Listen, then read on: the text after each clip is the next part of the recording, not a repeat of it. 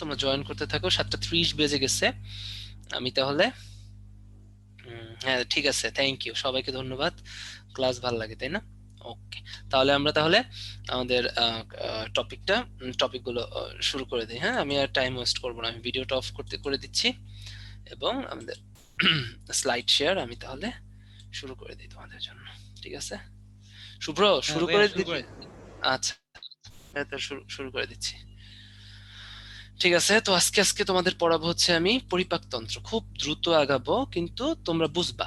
এমন না যে দ্রুত আগাচ্ছি দেখে তোমরা বুঝবা না, আমার ক্লাস যেহেতু আগে তোমরা করছো, তোমরা খুব ভালো মতোই জানো আমি দ্রুত পড়ার একটা জিনিস টাচ করে যাই। সো পরিপাক জিনিসটা কি? হ্যাঁ, পরিপাক জিনিসটা হচ্ছে জটিল খাদ্যবস্তু ভেঙে সরল খাদ্যবস্তুতে পরিণত হওয়া। তো জটিল থেকে সরল কেন হয় এটা আমাদের ফার্স্ট একটু বুঝতে হবে। জটিল খাদ্যবস্তু কি থাকতে পারে? আমরা যেগুলো খাই এগুলো সবকিছুই হচ্ছে জটিল খাদ্যবস্তু। সেটা হতে পারে জটিল শর্করা, যেমন কিনা আলু, সেটা হতে পারে ভাত, সেটা হতে পারে রুটি এটসেট্রা। আমরা জটিল কি, এগুলো হচ্ছে জটিল শর্করা তাই না? জটিল শর্করা। তারপরে আমরা খেতে পারি হচ্ছে প্রোটিন, জটিল আমিষ, যেমন কিনা মাংস, মাছ। আমরা খেতে পারি জটিল স্নেহ, যেমন তেল, চর্বি, এগুলো তাই না? এখন একটু নর্মালি চিন্তা করো, তুমি আলু ভর্তা করে অথবা ভাত ভর্তা করে তোমার শরীরের ভিতর লাগাও, তোমার কোষ গ্রহণ করতে পারবে? করতে পারবে না। তাহলে আমাদের কোষ জটিল খাদ্যবস্তু গ্রহণ করতে পারে না। কোষ গ্রহণ করতে পারে হচ্ছে সরল খাদ্যবস্তু। তার মানে কোষ গ্রহণ করতে পারে সরল খাদ্যবস্তু। কি করে? কোষ গ্রহণ করে। এখন কোষের কেন সরল খাদ্যবস্তু দরকার? পুষ্টির জন্য। কোষ যদি সরল খাদ্যবস্তু না পায় ও তো পুষ্টি পাবে না, পুষ্টি না পাইলে ওদের কোনো শ্বসন হবে না। সেই জন্য কোষে সরল খাদ্যবস্তু গ্রহণ প্রয়োজন। এই জন্য যাতে জটিল খাদ্যবস্তু কোষে ঢুকে কোষের পুষ্টি যোগায়, সেই প্রক্রিয়াটা করে হচ্ছে পরিপাক। সেই প্রক্রিয়াটা পরিপাক, এবং এটা যে তন্ত্রর মাধ্যমে হয় বা যে অঙ্গগুলোর মাধ্যমে হয়, সমগ্র অঙ্গগুলোকে একসাথে বলা হয় পরিপাক তন্ত্র। ঠিক আছে, তাহলে জটিল খাদ্যবস্তু ভেঙে সরল খাদ্যবস্তু হয়। তাহলে জটিল শর্করা কি ছিল? আলু, ভাত। ঠিক আছে, সরল শর্করা কি হয়ে যাবে? এখানে এখন সরল পাবো আমরা সব। সরল শর্করা কি হবে? গ্লুকোজ। ঠিক আছে, তারপরে সরল প্রোটিন কি হবে, বা সরল আমিষ কি হবে? আমিষের একক কি, প্রোটিনের একক কি তোমরা জানো? Amino acid. অ্যামাইনো অ্যাসিড হচ্ছে প্রোটিনের একক। ঠিক আছে, অ্যামাইনো অ্যাসিড যখন হবে তখন শরীর নিতে পারবে। তারপরে তেল, চর্বি, মাখন, এগুলো হচ্ছে জটিল খাদ্যবস্তু। এগুলো ভেঙে যখন সরল লিপিড হবে বা সরল তেল হবে, তখন ওদের নাম হয়ে যাবে ফ্যাটি অ্যাসিড। তাহলে এই তিনটা হইলেই কেবলমাত্র কোষ গ্রহণ করতে পারবে, কোষের পুষ্টি নিশ্চিত হবে। তাহলে আমরা খাওয়ার পরে এই সমস্ত বস্তুকে কি করতে হয়? সরল করতে হয়। সরল খাদ্যে যখন গ্লুকোজ হবে, সেই গ্লুকোজটাই আমাদের কোষ নিতে পারবে। যখন অ্যামাইনো অ্যাসিড হবে, সেই অ্যামাইনো অ্যাসিড এবং ফ্যাটি অ্যাসিডটাই আমাদের কোষ নিতে হবে। তাহলে জটিল খাদ্যবস্তুকে গ্লুকোজ, অ্যামাইনো অ্যাসিড এবং ফ্যাটি অ্যাসিডে যেভাবে পরিপাক হয়, যেভাবে এই বিক্রিয়াটা হয়, এই প্রক্রিয়াটার নাম পরিপাক। এবং যে তন্ত্র এটা করে, এটা হচ্ছে পরিপাক তন্ত্র। ঠিক আছে, তাহলে দেখো পরিপাক নালীর ভিতরে আমরা কি পাই? পরিপাক তন্ত্রে আমরা দুইটা অংশ পাই। একটা হচ্ছে পৌষ্টিক নালী বা পরিপাক নালী, আর একটা হচ্ছে পৌষ্টিক গ্রন্থি। পৌষ্টিক নালীর ভিতর থেকে কি হয়? জটিল খাদ্য চলাচল করে। কি করে? জটিল খাদ্য চলে পৌষ্টিক নালীর ভিতরে। আর পৌষ্টিক গ্রন্থি থেকে কি বের হয়? এনজাইম বের হয়। কি বের হয়? এনজাইম বের হয়। এই এনজাইমটা এই জটিল খাদ্যকে ভেঙে আলটিমেটলি সরল খাদ্যে পরিণত করে। বোঝা গেছে? তাহলে মানবের দেহের পৌষ্টিক তন্ত্র কয় ভাগে বিভক্ত? পৌষ্টিক নালী, এবং পৌষ্টিক নালীর সংস্পর্শে বা সংলগ্ন কি থাকবে? পৌষ্টিক গ্রন্থি, যাতে এনজাইম গুলো বের হয়ে এই পৌষ্টিক নালীর ভিতর কি জটিল খাদ্য চলাচল করে, যাতে জটিল খাদ্যকে ভেঙে সরল খাদ্য বানাইতে পারে। ঠিক আছে, তাহলে আমি একটু মজা করে দেখি। দেখো, এটা হচ্ছে পৌষ্টিক নালী। আমরা যদি নর্মালি চিন্তা করি, এটা কি? পৌষ্টিক নালী। পৌষ্টিক নালীতে প্রথমে থাকে মুখছিদ্র, এরপরে মুখগহ্বর বা মুখবিবর। তাহলে খাবার প্রথমে এখানে আসে, হ্যাঁ। এবং মুখবিবর, আমি কি বলছি? নালীর সাথে সংশ্লিষ্ট কি থাকবে? পৌষ্টিক গ্রন্থি। মুখবিবরের সাথে সংশ্লিষ্ট গ্রন্থি হচ্ছে লালা গ্রন্থি। তাহলে মুখ গহ্বরের ভিতরে একটা জিনিস থাকে, এটার নাম কি? লালা গ্রন্থিও থাকে। ঠিক আছে, এরপরে দেখো খাবার পাস হইলো মুখ গহ্বরের ভিতরে। মুখ গহ্বরের পরে যে অংশটা, এটার নাম গলবিল। গলবিলের পরে যে বড় নালীটা, খাবার একদম পাকস্থলিতে যায় যে বড় নালীটা দিয়ে, এটার নাম হচ্ছে অন্ননালী। কি? অন্ননালী। এটার নাম কি? অন্ননালী। অন্ননালী কোথায় উন্মুক্ত হয় দেখো তো? পাকস্থলিতে। বারবার লাগবে, অন্ননালী কোথায় উন্মুক্ত হয়? পাকস্থলিতে। তাহলে অন্ননালী এসে কোথায় উন্মুক্ত হয়? পাকস্থলিতে। ঠিক আছে। এবারে পাকস্থলীর পরে শুরু হয় ক্ষুদ্রান্ত্র। পাকস্থলীর পর কি হয়? শুরু হয় ক্ষুদ্রান্ত। ক্ষুদ্রান্ত হচ্ছে এই যে দেখো, পাকস্থলীর পর থেকে শুরু হয়েছে, এরপরে এই পেঁচানো পুরাটাই হচ্ছে গিয়া তোমার ক্ষুদ্রান্ত্র। ঠিক আছে, এই ক্ষুদ্রান্তের দৈর্ঘ্যটা খুব ইম্পর্টেন্ট, 6 থেকে 7 মিটার, কারণ এটা পেঁচানো থাকে, অনেক বড় থাকে। ঠিক আছে, তাহলে এই ক্ষুদ্রান্তকে আমরা 3টা অংশে ভাগ করি। ফার্স্টে চিত্র দেখি, এরপরে স্লাইড গুলো দেখবে পানির মতো ক্লিয়ার হয়ে যাবে। ক্ষুদ্রান্ত 3টা অংশে ভাগ করি। প্রথমে দেখো একটা অংশ সবুজ দিয়ে আমরা দাগাইছি, এই সবুজ অংশটার নাম ইউ আকৃতির, দেখছো ইউ আকৃতির, এটার নাম ডিওডেনাম। কি? ডিওডেনাম। এরপরে এই ডিওডেনামের পরে আরেকটা অংশ থাকবে সে, যেটার নাম হচ্ছে জেজুনাম। জেজুনামটা একটু লম্বা হবে, জেজুনামটা কি হবে? একটু লম্বা হবে। ঠিক আছে, এরপরে কি? জেজুনাম। এরপরে জেজুনাম। জেজুনামের পরে পুরা যে পেঁচানো অংশটা, এটার নাম হবে ইলিয়াম। কি নাম হবে? ইলিয়াম। এরপরে আমরা হলুদ অংশ দিয়ে পুরাটা দেখাচ্ছি। পুরাটা কি বলো? ইলিয়াম। ঠিক আছে, এটা কি? ইলিয়াম।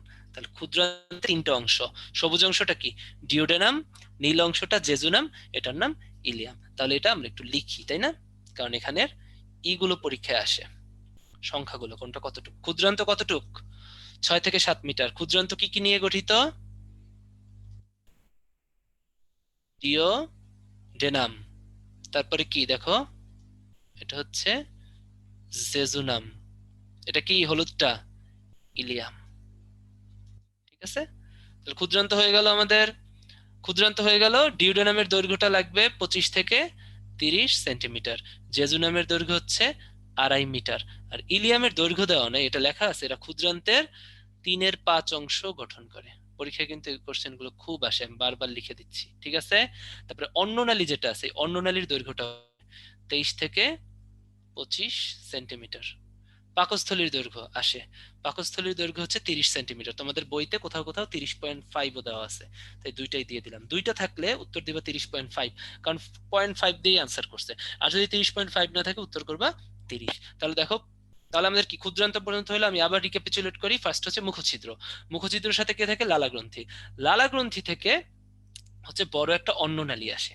অন্ননালী আসার পরে কোথায় উন্মুক্ত হয়? পাকস্থলীতে। পাকস্থলীতে হচ্ছে এটা, যেটা দৈর্ঘ্য 30 বা 30.5 সেন্টিমিটার। পাকস্থলীর ভিতরেও কিন্তু নিজস্ব গ্রন্থি আছে। পাকস্থলীর ভিতর কি আছে? আমি বলছিলাম না, পৌষ্টিক নালী সংলগ্ন কি নিজস্ব গ্রন্থি থাকবে। তো পাকস্থলীর ভিতরে যে গ্রন্থিগুলো থাকে, এগুলোর নাম হচ্ছে গ্যাস্ট্রিক গ্রন্থি। ঠিক আছে, এবারে দেখো পাকস্থলী থেকে কি শুরু হয়েছে? ক্ষুদ্রান্ত্র। ক্ষুদ্রান্ত কি কি নিয়ে বিভক্ত? Duodenum, jejunum, ileum. এগুলো মিলে কি উৎপন্ন নাম হয়েছে? এগুলো মিলে নাম হয়েছে তোমার ক্ষুদ্রান্ত্র, তাই না? ক্ষুদ্রান্ত হয়েছে। ঠিক আছে, এবারে ক্ষুদ্রান্ত উন্মুক্ত হয় কোথায়? হলুদ অংশটা যেখানে এসে মিলিত হবে, ওই অংশটার নাম, ওখান থেকে শুরু হবে বৃহদান্ত্র। তাহলে বৃহদান্ত্র হচ্ছে এই যে দেখো, এই পুরাটা হচ্ছে বৃহদান্ত্র। বৃহদান্ত্রের মোট 3টে অংশ থাকে। ক্ষুদ্রান্তের যেমন 3টে অংশ, বৃহদান্ত্রেরও 3টে অংশ। ক্লিয়ারলি বুঝতে হবে। বৃহদান্ত্রের প্রথম যে অংশটা, ওটার নাম হচ্ছে সিকাম। এই অংশটার নাম কি ভাইয়া? সিকাম। এটার নাম কি? সিকাম। সিকামে থাকে হচ্ছে অ্যাপেন্ডিক্স নামে একটা অংশ থাকে, যেটার কোনো কাজ নাই। তাহলে সবুজ অংশটার নাম কি আমরা বলতেছি? সিকাম। এরপরে দেখো ইউ আকৃতির পুরা অংশটা, এটা হচ্ছে কোলন। এটার নাম কি? কোলন। এই পর্যন্ত কোলন। তাহলে কোলনটা আমি আঁকবো কি দিয়ে? একটা কালার দিয়ে আঁকি। কি কালার দিয়ে আঁকবো? কোলনটা আমি পার্পল কালার দিয়ে আঁকি। ঠিক আছে, কোলনটা হচ্ছে পার্পল কালার। ঠিক আছে, এই পুরোটা হচ্ছে কোলন। এটা কি? বোঝার চেষ্টা করো, নাহলে কিন্তু হবে না। এটার নাম হচ্ছে কোলন। তাহলে বৃহদন্ত্রে আমরা কি পাইলাম? সিকাম পাইলাম, আর একটা পাইলাম কোলন। আর একটা অংশ থাকে যেখানে হাগু জমা থাকে, সহজ কথায় মল বা স্টুল জমা থাকে, তাই না? ওই অংশটার নাম হচ্ছে মলাশয়। এই জায়গাটা কি বলো? মলাশয়। তাহলে বৃহদান্তের অংশ কয়টা? 3টা। একটা হচ্ছে সিকাম, একটা কোলন, আর একটা হচ্ছে মলাশয়। বৃহদন্ত্রের দৈর্ঘ্যটা লাগবে 1.5 মিটার। সবগুলো এখানে দেয়া আছে। বৃহদন্ত্র 1.5, ডিওডেনাম এতটুক। আর যেগুলো দেওয়া নাই লিখে দিছি, যেগুলো দেওয়া নাই সব কয়টা কিন্তু লিখে দিছি অলরেডি। ঠিক আছে, গলবিল 12.5। গলবিল কত? 12.5 সেন্টিমিটার প্রত্যেকটা লাগবে। এবার আসো, পায়ু কিন্তু বৃহদান্তের অংশ নয়। পায়ু কিন্তু বৃহদান্তের অংশ নয়, পায়ু হচ্ছে আলাদা অংশ। ঠিক আছে, মলাশয় বৃহদান্তের অংশ, কিন্তু পায়ু হচ্ছে আলাদা অংশ, এটা মনে থাকে যেন। তাহলে আমরা কি ক্ষুদ্রান্ত্র বৃহদান্ত্র পড়ে ফেললাম। এখন আমি কি বলছি, এদের পৌষ্টিক সংলগ্ন পৌষ্টিক গ্রন্থিও আছে। তাহলে পৌষ্টিক গ্রন্থি কি কি পড়ছি, মুখের সাথে থাকে লালা গ্রন্থি, লালা থেকে এনজাইম বের হয়ে খাদ্য পরিপাক করে। গ্যাস্ট্রিক গ্রন্থিতে থাকে পাকস্থলী মানে হচ্ছে গ্যাস্ট্রিক, পাকস্থলী কথাটার সাথে মনে রাখবা গ্যাস্ট্রিক, কারণ পাকস্থলীতে যখন অ্যাসিড বের হয় তখন ওটাকে বলি আমরা গ্যাস্ট্রিক। তাহলে পাকস্থলী রিলেটেড সবকিছুই হচ্ছে গ্যাস্ট্রিক। এরপরে ক্ষুদ্রান্ত্র, দেখো ক্ষুদ্রান্ত্র এবং বৃহদান্ত্র, এই ক্ষুদ্রান্ত্রের ভিতরে বা বৃহদান্ত্রের ভিতরে কিছু গ্রন্থি থাকে, এদের নাম হচ্ছে আন্তরিক গ্রন্থি। তাহলে আন্তরিক গ্রন্থি, নিজস্ব আন্তরিক গ্রন্থি আছে। এবারে আসো, আরো দুইটা গ্রন্থি আছে। একটা গ্রন্থি হচ্ছে ডিওডেনামের ডান পাশে থাকে, এটার নাম অগ্নাশয়। এটার নাম কি, অগ্নাশয়। দেখো কিসের মতো আঁকছি, মরিচের মতো, এটার নাম কি, অগ্নাশয়। তাহলে অগ্নাশয় একটা গ্রন্থি। আবার দেখো ডিওডেনামের ডান পাশেও একটা গ্রন্থি আছে, এটার নাম হচ্ছে যকৃৎ। তাহলে যকৃতের নালী এবং অগ্নাশয়ের নালী কোথায় প্রবেশ করে, ডিওডেনামে।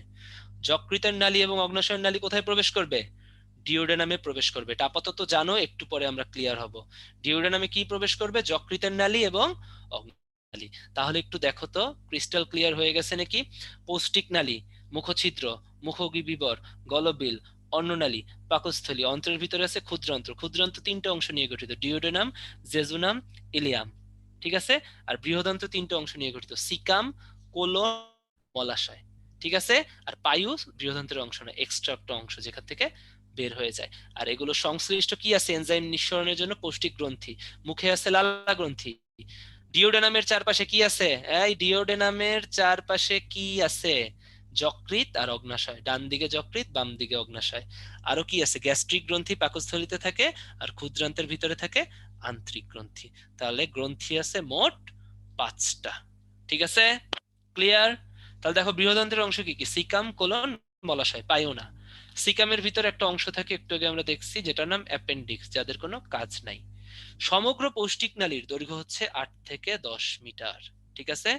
এর ভিতরে ক্ষুদ্রান্তের দৈর্ঘ্য 6 থেকে 7 মিটার। তোমাদের বলা হয়েছে গলবিল কত, 12.5 সেন্টিমিটার। অন্ননালী কত, 23 থেকে 25 সেন্টিমিটার। পাকস্থলী কত, 30 অথবা 30.5 সেন্টিমিটার। বৃহদন্ত্র কত, 1.5 মিটার। ডিওডেনাম কত, 25 থেকে 30 সেন্টিমিটার। জেজুনাম কত, 2.5 মিটার। ইলিয়ামের দৈর্ঘ্য দেওয়া নেই, এটাকে বলা হচ্ছে 5 অংশ, ক্ষুদ্রান্তের 5/3 অংশ। প্রত্যেকটা থেকে ভার্সিটিতে কোশ্চেন আসবেই, আর মেডিকেল ডেন্টালে তো আসবেই। যারা লুকায় লুকায় মেডিকেলে চান্স পাইতে যাবা, এটা পড়ো, এবং ভার্সিটিতে কমন।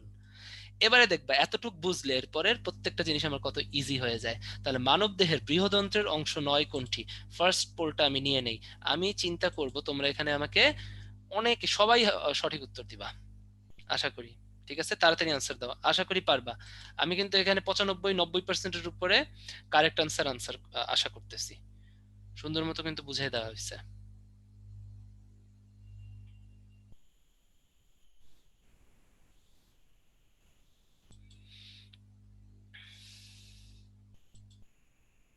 Very good. দেখো আমি ক্লাস করলে আমার সব থেকে ভালো লাগে, আমি যখন ক্লাস নেই তোমরা অনেক বেশি রেসপন্স করো। দেখো অনেক স্টুডেন্ট, এখন তোমরা মোর দেন 500-600 মতো স্টুডেন্ট, তোমরা এর ভিতরে প্রায় 90% সঠিক উত্তর দিছো। তার মানে কি তোমরা ক্লাসটা মনোযোগ দিতেছো, এই জন্য তোমাদেরকে একটা থ্যাঙ্কস। ক্লাসেই পড়া মুখস্থ করাই দেবো, ওকে, মনে থাকে যেন। তাহলে শেয়ার রেজাল্ট স্টপ করে দেই, আমরা পরেরটায় চলে যাই। তাহলে দেখো এখন আমরা যেগুলো পড়লাম, এখন আমরা সিরিয়ালি সিরিয়ালি পড়বো। ফার্স্টে আমরা কি পাইছিলাম বলতো, মুখ গহ্বর। ফার্স্টে আমরা কি পাইছিলাম, মুখ গহ্বর পাইছিলাম। মুখ গহ্বরের ভিতরে কি আছে আমাদের দেখতে হবে, 4 ধরনের দাঁত আছে, এটা পরীক্ষায় আসে। 4 ধরনের দাঁত আছে। 4 ধরনের দাঁত হচ্ছে ইনসিজর, ক্যানাইন, প্রিমোলার, মোলার। এই 4টা নাম পড়লেই হবে। ইনসিজর আর ক্যানাইন দাঁত হচ্ছে কাটে বা কর্তন করে। মনে করো আপেল খাও, আপেল খাওয়ার সময় তোমরা দুইটা জিনিস করো, একটা হচ্ছে মুখের ভিতরে কাটো, আপেলটা একদম কেটে ফাটায় ফেলাও, তাই না? আর সেকেন্ডে কি করো, ওটার ভর্তা বানাও না, সামনের দাঁত দিয়ে কাইটা খায় ফেলাও না, ওটার ভর্তা বানানোর জন্য পিছনের পাঠাও। পিছনে যে দাঁতগুলো থাকে, কিছু থাকে প্রিমোলার, মোলার, এরা কি করে, খাবারকে ভর্তা করে চাবাইয়া, তাই না? দন্ত সংকেতটা লাগবে। মানুষের দন্ত সংকেত, মনে করো যে মানুষের মুখকে 4 ভাগে ভাগ করলা, এটা হচ্ছে উপরের চোয়াল, এটা হচ্ছে নিচের চোয়াল। তাহলে এটা ডান সাইড, বাম সাইড, নিচের ডান সাইড, নিচের উপরের ডান সাইড, উপরের বাম সাইড, নিচের ডান সাইড, নিচের বাম সাইড। তাহলে প্রত্যেকটা ভাগে ইনসিজর দাঁত থাকবে 2টা, ক্যানাইন দাঁত থাকবে একটা, প্রিমোলার 2টা, মোলার 3টা। তাহলে প্রত্যেকটা ভাগে ঠিক আছে সেম থাকবে 2টা মোলার 3টা। ঠিক আছে, দেখছো প্রত্যেকটা ভাগে এরকম থাকবে।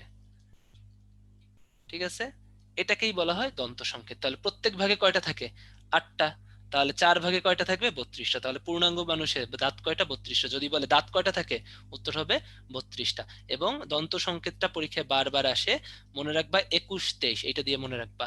তাহলে ইনসিজর 2টা প্রত্যেক ভাবে, ক্যানাইন একটা, প্রিমোলার 2টা, আর মোলার 3টা। দুধ দাঁত থাকে 20টা, এতটুকু পড়বা। বাচ্চাদের দুধ দাঁত থাকে 20টা, আর এদের প্রিমোলার নাই। তাই এখান থেকে পড়বা হচ্ছে, ঠিক আছে, I2 P0 M2, আর ওদের মোলার আবার একটা কম। এখান থেকে দুধ দাঁতে বা বাচ্চাদের দাঁতে যেটা পড়বা 2102। তাহলে বড়দের কি পড়বে? 21 23, মনে রাখবা টেকনিক। আর বাচ্চাদের 2102। আর সংখ্যাটা আসে 32টা বড়দের, আর বাচ্চাদের 20টা। এবার আসো, মুখের ভিতর কি থাকে? জিহ্বা থাকে, তাই না? জিহ্বা বা জিহ্বা যাই বলো। এখন কোন জায়গায় এদের মুখের জিহ্বায় থাকে? সাতকোরক। এবং বিভিন্ন জায়গায় বিভিন্ন সাতকোরকের জন্য আমরা বিভিন্ন জায়গায় বিভিন্ন টেস্ট পাই। এখন জিহ্বার একদম অগ্রপ্রান্তে, অগ্রভাগে থাকে হচ্ছে সুইট। এটা মনে রাখার একটা উপায় আছে। তোমরা ছোটকালে মিষ্টি খাইতা না? আমরা যখন চিনি খাই কি করি বলতো? চিনি বা হরলিক্স খাও, ঠিক আছে? মনে করো আমরা যারা 90s এর পোলাপান ছিলাম, আমরা তো তোমাদের মতো তো ডিজুস না, তাই না? আমরা কখনো ওভাবে যেমন তোমরা হার্শিস চকলেট সিরাপ খাও, আরো কত কিছু খাও, তাই না? আমরা ছোটবেলা করতাম কি, চিনি পাইতাম রান্নাঘরে, মা চিনি রাখতো, ওই চিনিটা হাতের ভিতর নিতাম, নিয়া জিব্বায় স্যাপ লাগাইয়া, ওই চিনির ভিতর লাগাইয়া একদম জিব্বাটা বের করে এখানে লাগাই দিতাম। দেখো তো সবাই এটা করো না যখন চিনি খাও, বা মনে করো যে যারা একটু ব্রলোকস আছো, যারা হার্শিস চকলেট সিরাপ খাও অথবা বুস্ট খাও, যাই হোক মিষ্টি খাও, কোথায় লাগাও? জিব্বায় লাগাই দাও, তাই না? একদম জিব্বার মাথায় লাগাও। তো জিব্বার মাথায় কেন লাগাই? কারণ জিব্বার মাথায় হচ্ছে মিষ্টি স্বাদের স্বাদকোরকটা থাকে। আমি তাহলে বন্ধ করে দিচ্ছি, ঠিক আছে? তা জিব্বার মাথায় কি থাকে? একদম অগ্রভাগের অগ্রপ্রান্তে কি থাকে? মিষ্টি স্বাদের স্বাদকোরকটা থাকে। ঠিক আছে, এবারে আসো তিতা। বিটার মানে কিন্তু ঝাল না, বিটার মানে হচ্ছে তিতা। ঠিক আছে, তিতা। করলা খাইলে আমাদের গলা শুদ্ধ তিতা হয়ে যায় না? মনে করো খুব বাজে করলা খাইলে একদম গলা শুদ্ধ তিতা হয়ে যায়। কারণ কি? এই সাতকোরাকটা থাকে একদম পিছনে। এই জন্য একদম পিছনে যে থাকে ওইটা সব সময় তোমার গলায় লাগে, ফর দ্যাট রিজন বেশি তিতা খাইলে গলাও তিতা হয়ে যায়। তাহলে এইভাবে মনে রাখবা, তিতা থাকে সব থেকে পিছনে, সব থেকে বাজেটা সব থেকে পিছনে, এই জন্যই গলা তিতা হয়ে যায়। একদম গলা পর্যন্ত কিন্তু তিতা লাগে। তাহলে জিহ্বার একদম লাস্টে থাকে। এবারে থাকো, জিহ্বার অগ্রভাগের দুই পাশে, একদম অগ্রভাগের প্রান্তে থাকে মিষ্টি, কিন্তু অগ্রভাগের দুই ভাগে বলছে সল্টি বা নোনতা থাকে। এটা কিভাবে আমি মনে রাখি? এটা আসলে মনে রাখার একটা টেকনিক মাত্র। সেটা হচ্ছে তুমি যখন স্যালাইন বানাও কি করো বলো তো? চিনির সাথে কে লবণ দিয়ে দাও না? তাহলে চিনির সাথে লবণ ব্যাপারটা চায়। বা শর্করা যখন তুমি শরবত বানাও, চিনির সাথে কিন্তু আমরা একটু লবণ দিয়ে দিই। তাহলে চিনির সাথে সবসময় লবণ থাকে, তাহলে সুইটের চারপাশে কি থাকবে? লবণ থাকবে। আর তিতার সাথে টক থাকবে, এটার একটা প্রমাণ আমি তোমাদের দেই। তোমরা এরপরেই যখন করলা বানাবে, তোমরা কি জানো যে তিতার ভিতরেও যদি টক মিশাও ওইটা আরো বেশি তিতা হয়? আই থিঙ্ক তোমরা জানো না, বাট অনেকেই জানো। কে কে জানো? হ্যান্ড রেজ করো। তিতার সাথে, ভেরি গুড, ম্যাক্সিমামই জানো, তাহলে তো অনেকেই জানো। তোমরা নইলেও প্রমাণ করে দেখবা, করলা ভাজির সাথে সুন্দর মতো লেবুর রস মিশাই দেখো, আরো তিতা হয়। তাহলে তিতার সাথে কার সংযোগ আছে? টকের সংযোগ আছে। তিতা থাকে কোথায় বললাম? গলা তিতা হয়ে যায়। তার মানে কি? জিহ্বার একদম পিছনে। তাহলে তিতার ঠিক সাথে সাথে পশ্চাৎ ভাগের দুই পাশে আবার থাকে হচ্ছে অম্ল বা টক। এটা ভার্সিটিতে বারবার আসে। মিষ্টিটা এভাবে মনে রাখবা, এবং স্যালাইন দিয়ে মনে রাখবা, আর একদম পিছনে তিতা, আর ভাগের দুই পাশে হচ্ছে সাওয়ার। ভেরি ভেরি ইম্পর্টেন্ট ভাই, ডিউতে জেউতে আসবেই, আসার মতো কোশ্চেন। ঠিক আছে, এবারে আমরা পড়বো হচ্ছে মুখগহ্বরে কি থাকে, একটা গ্রন্থিও পড়ে ফেলি, লালা গ্রন্থি। মানবদেহে 3 জোড়া লালা গ্রন্থি বিদ্যমান, এর বেশি কিছু পড়তে যাবে না, কারণ অত তো সময় নাই। কয় জোড়া লালা গ্রন্থি বিদ্যমান? 3 জোড়া লালা গ্রন্থি বিদ্যমান। একটা হচ্ছে প্যারোটিড, একটা সাব ম্যান্ডিবুলার, একটা সাবলিঙ্গুয়াল। প্যারোটিড থাকে কানের নিচে, এটা মনে রাখবে, কানের নিচে। সাব কথাটা মানে হচ্ছে নিচে, নিচের দুইটা খুব সোজা, কোথায় কোথায় থাকে পারা যায়। সাব মানে কি? নিচে। তাহলে সাব ম্যান্ডিবুলার কোথায় থাকবে? ম্যান্ডিবল বা নিম্ন চোয়ালের নিচে, আমাদের নিচের দাঁতগুলো যে হাড্ডিতে থাকে এটার নাম কি? ম্যান্ডিবল। এই ম্যান্ডিবলের নিচে সাব হচ্ছে ম্যান্ডিবুলার।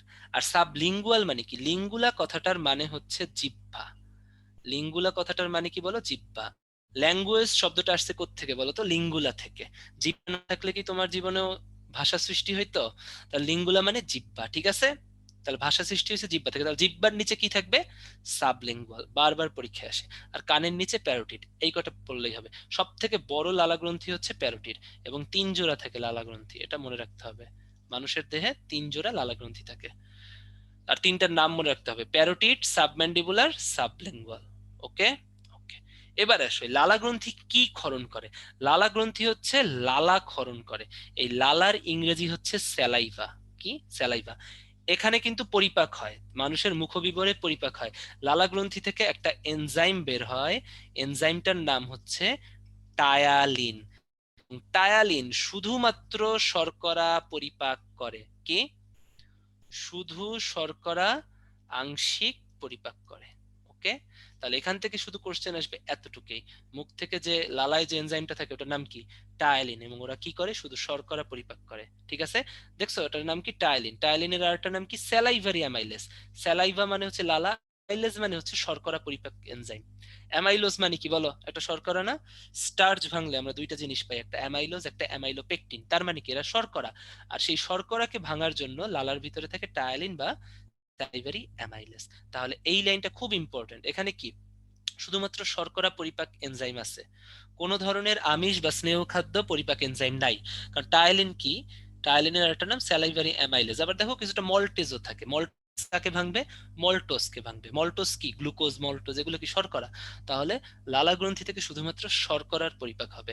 এই লাইনটা ইম্পর্টেন্ট। আমিষ আর স্নেহ খাদ্য মুখগহ্বরে পরিপাক হয় না, তাহলে এখানে শুধু শর্করার আংশিক পরিপাক হয়। Very very important for any varsity. আসে টায়ালিন, এটা যে কয়বার আসছে তার কোনো ঠিক ঠিকানা নেই। এবার আসো, মানুষের সুস্থ মানুষ দৈনিক 1200 থেকে 1500 মিলিলিটার লালা ক্ষরণ করে। ভেরি ভেরি ইম্পর্টেন্ট ভাইয়া। মানুষ সাধারণত কতটুকু লালা ক্ষরণ করে? 1200 থেকে 1500 মিলিলিটার, মানে কত? প্রায় 1.2 লিটার থেকে 1.5 লিটার, অনেক লালা ক্ষরণ করে। এবার আমাকে একটু চ্যাট বক্সে জানাও, তারাই শুধু লিখবা যারা জীবনেও বালিশ ভিজাও নাই। এখানে কে কে আসো যারা যারা কোথাও বালিশ ভিজাও নাই? তারা তারা। আরাফাত, জীবনেও বালিশ ভিজাও নাই। তন্নি ভিজাও নাই। রূপা ভিজাও নাই। ওকে, ঠিক আছে। রাদিম ভিজাও নাই। লামিয়া ভিজাও নাই। ওকে, তোমরা কখনো বালিশ ভিজাও নাই। ওকে, তাহলে তোমাদের সবাই থামাও, আমি বলতেছি। যারা যারা লিখতেছো যে জীবনেও বালিশ ভিজাও নাই, অনেকেই লিখছো কেউই ভিজাও নাই, তাই না? তাদেরকে বলি তোমরা প্লিজ ডাক্তারের কাছে যাও, তোমাদের স্যালাইভারি গ্ল্যান্ড বা লালা গ্রন্থিতে সমস্যা আছে। কারণ অবশ্যই মানুষরা বালিশ কখনো না কখনো ভিজাইছে। মাসে একবার হইতে পারে, বছরে 2-3 বার হইতে পারে, এমনকি প্রতিদিন যদি ভিজাও সেটা আরো সব থেকে কমন, সব থেকে ভালো। তার মানে কি তোমার লালা গ্রন্থি সচল আছে। দেখো প্রতিদিন প্রায় 1.5 লিটারের মতো, কত 1.2 লিটার থেকে 1.5 লিটারের মতো লালা ক্ষরণ হয়। তাহলে যারা জীবনে বালিশ ভিজাও নাই, তোমাদের তো লালা কম ক্ষরণ হইতেছে, সেটা তোমাদের শরীরের জন্য খারাপ। Please go to A dentist, একজন ডেন্টাল সার্জনের কাছে যাও, অথবা একজন এন্ডোক্রাইনোলজিস্ট হরমোন বিশেষজ্ঞের কাছে যাও, অথবা একজন মেডিসিন ডাক্তারের কাছে যাও। যারা যারা লিখছো জীবনে লালা ভিজাও নাই, আর যদি চাপা মাইরা থাকো তাহলে বুঝবো, তাহলে মনে করবো তোমরা সুস্থ আছো। ঠিক আছে, এবং যারা যারা লিখছো যে না ভাইয়া ভিজাইছি কখনো না কখনো, তারা সুস্থ, সবাই সুস্থ। ঠিক আছে, এবং যারা প্রতিদিন ভিজাও তারা বেশি সুস্থ, এবং যারা কখনোই ভিজাও নাই লিখছো এখানে, তারা হচ্ছে অসুস্থ। Please go to a doctor. তাহলে কি বলো, প্রতিদিন লালা গ্রন্থি কতটুকু ক্ষরিত হয় বলো তো? 1200 থেকে 1500 মিলিলিটার লালা ক্ষরণ হয়। এবং লালা কি করে? শর্করা। হ্যাঁ, এখন সবাই চাপা মারছি ভাই না? ওকে, তাহলে বলো, তাহলে প্রতিদিন 1200 থেকে 1500 মিলিলিটার লালা ক্ষরণ শুধু আংশিক পরিপাক করে। তাহলে মুখগহ্বরে কি শুধুমাত্র শর্করার পরিপাক হয়। ঠিক আছে, এবারে দেখো মুখগহ্বর থেকে অন্ননালীর মাধ্যমে চলে যাবে কোথায়? পাকস্থলীতে। তাহলে আমরা এখন পাকস্থলী পড়বো। পাকস্থলীতে কি আইসা মিলিত হয়? এটা কি বলতো? অন্ননালী, তাই না? মুখগহ্বর থেকে অন্ননালীতে খাবার, খাবার কোথায় পাস করে?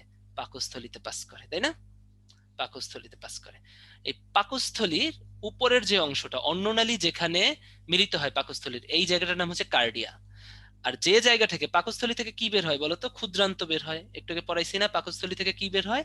ক্ষুদ্রান্তের ডিওডেনামটা বের হয়, মনে আছে? আমি একটু দেখাই, দেখো পাকস্থলী থেকে কি বের হচ্ছে? ক্ষুদ্রান্ত্রের ডিওডেনামটা। তো পাকস্থলীর যে অংশ থেকে ডিওডেনাম বের হয় ওই অংশটার নাম হচ্ছে পাইলোরাস। এটা কিন্তু পরীক্ষায় আসবে।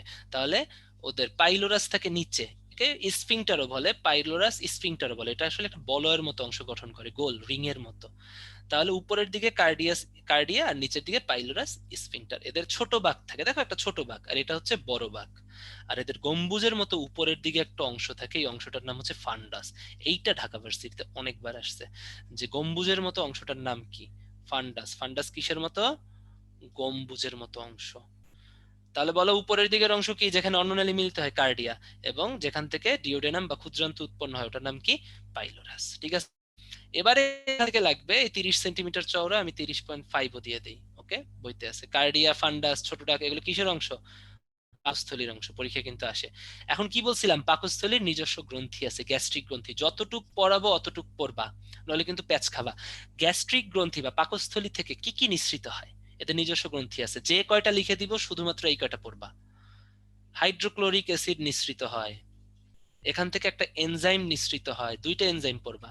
একটা হচ্ছে পেপসিনোজেন, আর একটা হচ্ছে লাইপেজ। ঠিক আছে, পেপসিনোজেন আর লাইপেজ, এই তিন পড়বা, আর কিছু পড়বা না। ঠিক আছে, এই পেপসিনোজেন কি করে? প্রোটিন পরিপাক করে। এরা কি করে? প্রোটিন। আর লাইপেজ নামেই মিল আছে, লিপিড পরিপাক করে। তাহলে এরা হচ্ছে প্রোটিন আর লিপিড পরিপাক করে। পরিপাক লিখতে কষ্ট, তাই আমি লিখলাম প করে। ঠিক আছে, এখান থেকে পরীক্ষায় কোশ্চেন আসবে একটাই, যে গ্যাস্ট্রিক গ্রন্থি থেকে কি কি বের হয়? বলো কি কি? হাইড্রোক্লোরিক অ্যাসিড, পেপসিনোজেন এবং লাইপেজ। তাহলে হাইড্রোক্লোরিক অ্যাসিড কি করে? এই হ্যান্ড রেজ অফ করো, পড়াচ্ছি তো, আমি জানি তোমরা কি কোশ্চেন করবা। হ্যান্ড রেজ অফ করো সবাই। ঠিক আছে, তাহলে কি গ্যাস্ট্রিক গ্রন্থি হচ্ছে হাইড্রোক্লোরিক অ্যাসিড নিঃসৃত করে, আর গ্যাস্ট্রিক গ্রন্থি কি পেপসিনোজেন নামক একটা এনজাইম নিঃসৃত করে, আর লাইপেজ নিঃসৃত করে। পেপসিনোজেন কি প্রোটিন পরিপাক করে, লাইপেজটা লিপিড পরিপাক করে। ঠিক আছে, তাহলে বলো তো গ্যাস্ট্রিক গ্রন্থিতে কি কি পরিপাক হয়, বা পাকস্থলীতে কি কি পরিপাক হয়? শুধুমাত্র পাকস্থলীতে প্রোটিন মানে আমিষ ও লিপিড পরিপাক হয় বা ফ্যাট পরিপাক হয়। শুধুমাত্র আমিষ ও লিপিড বা ফ্যাট পরিপাক হয়। এখানে কি কোনো কার্বোহাইড্রেট পরিপাক হয় না। আর কার্বোহাইড্রেট, তাহলে শুধু কার্বোহাইড্রেট কোথায় পরিপাক হয় বলতো? শুধু কার্বোহাইড্রেট পরিপাক হয় মুখে। শুধু কার্বোহাইড্রেট পরিপাক হয় কোথায়? মুখে, লালা গ্রন্থিতে। ঠিক আছে, আর কার্বোহাইড্রেট পরিপাক হয় না কোথায়? পাকস্থলীতে। ঠিক আছে, কারণ কি পাকস্থলীতে কার্বোহাইড্রেট পরিপাককারী কোনো এনজাইম নাই। তাহলে এখানে প্রোটিন ও লিপিড পরিপাক হয়। আমি লিখে দিতেছি, বারবার আসে, নো শর্করা পরিপাক। ঠিক আছে, পাকস্থলীতে নো শর্করা পরিপাক। বোঝার চেষ্টা করবে, এভাবে কিন্তু বুঝবা না, না বুঝলে কিন্তু এখান থেকে আনসার করা যাবে না। এবার গ্যাস্ট্রিক, প্রতিদিন পাকস্থলী থেকে কতটুক এই এনজাইম রসটা নিঃসৃত হয়? 2 লিটার রস নিঃসৃত হয় প্রতিদিন। গ্যাস্ট্রিক গ্রন্থি থেকে কত লিটার রস নিঃসৃত হয়? 2 লিটার রস নিঃসৃত হয়। এবারে যারা মেডিকেল ডেন্টালে চান্স পাইতে চাও, তাহলে তারা এই সমস্ত এনজাইম কোনটা কোন কোষ থেকে নিঃসৃত হয় পড়তে পারো, শুধুমাত্র মেডিকেল ডেন্টালের জন্য। পেপসিনোজেন পেপটিক কোষ, চিফ কোষ বা জাইগোজেনিক কোষ। হাইড্রোক্লোরিক অ্যাসিড নিঃসৃত হয় অক্সিনটিক কোষ থেকে। মিউকাস উৎপন্ন হয়, নামে নামে মিল আছে, মিউকাস কোষ। আর আর্জেন্টিফাইন কোষ থেকে গ্যাস্ট্রিক ইনস্ট্রিকশন ফ্যাক্টর অফ ক্যাসেল তৈরি হয়। তো কোনো দরকার নাই।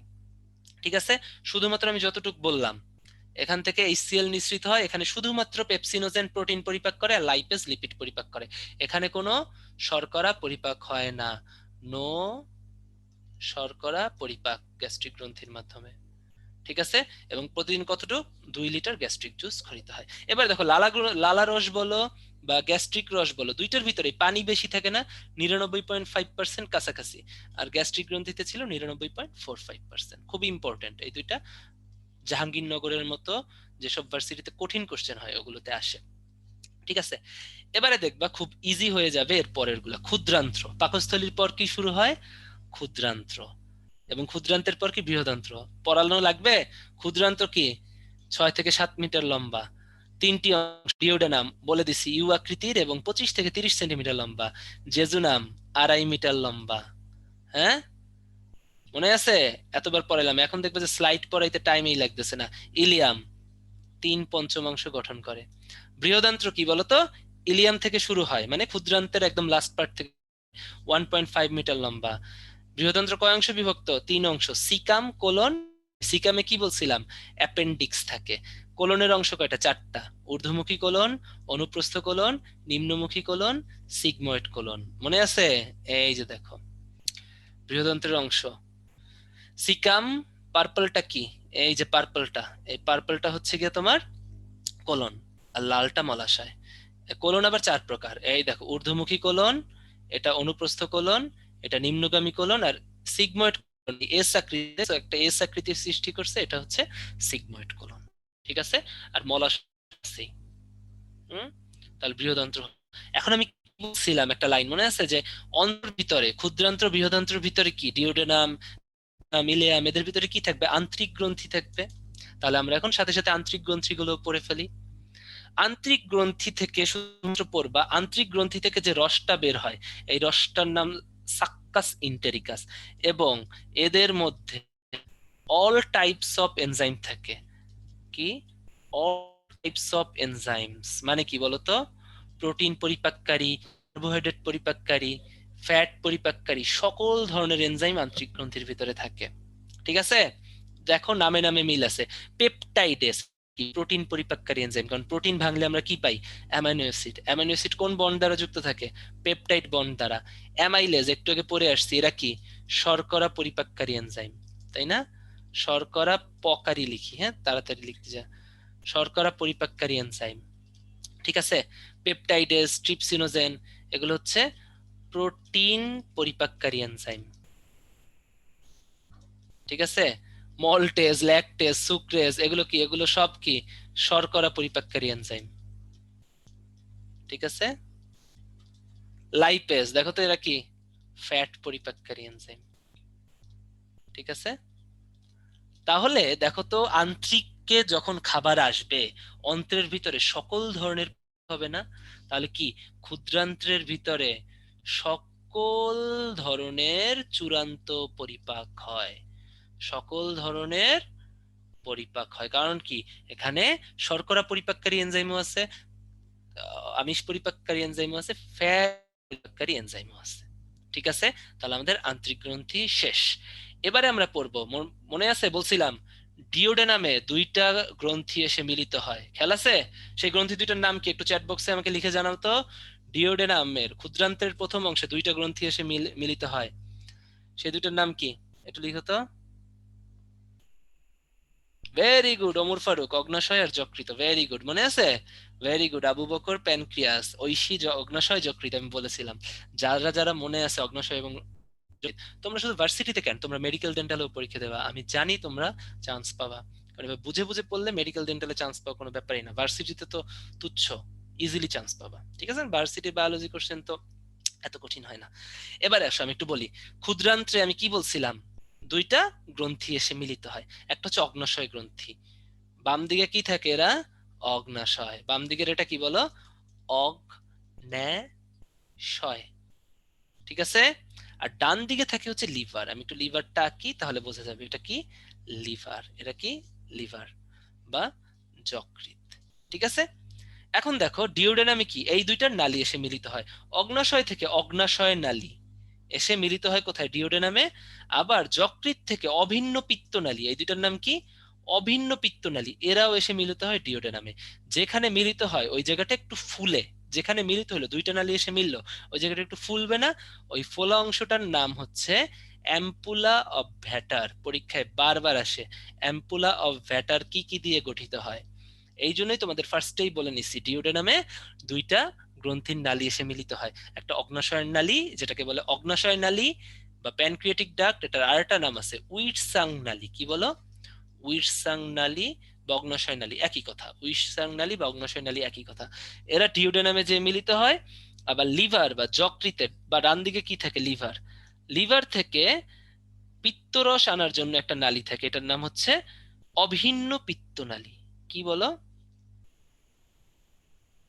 অভিন্ন পিত্ত নালী। অভিন্ন পিত্তনালী কোথায় যুক্ত হয়? এরাও ডিওডেনামে এসে মিলিত হয়, এবং একই জায়গায় এই দুইটা নালী মিলিত হয়, এটার নাম কি? Ampulla of Vater. একটা জিনিস মনে রাখো, অগ্নাশয়ের ভিতরে খাদ্য পরিপাকের সকল ধরনের এনজাইম থাকে। আন্তরিক রসে যেমন খাদ্য পরিপাকের সকল ধরনের এনজাইম থাকে, অগ্নাশয়ের ভিতরেও খাদ্য পরিপাকের সকল ধরনের এনজাইম থাকে। এখন অগ্নাশয়ের রসটা এসে কোথায় মিলিত হয় দেখো তো? ডিওডেনাম কিসের পার্ট? তাড়াতাড়ি আমাকে লিখে দেখাও। বৃহদন্ত্র, ক্ষুদ্রান্ত্র না পাকস্থলী, কিসের পার্ট? ভেরি গুড ফারুক, ক্ষুদ্রান্ত্র। নাবিউল ক্ষুদ্রান্ত ঠিক আছে। তাহলে হ্যাঁ হ্যাঁ, রাখো রাখো, তাহলে কি অগ্নাশয় কি বলছিলাম, সকল ধরনের পরিপাককারী এনজাইম থেকে, সবাই এখন চ্যাট অফ করো।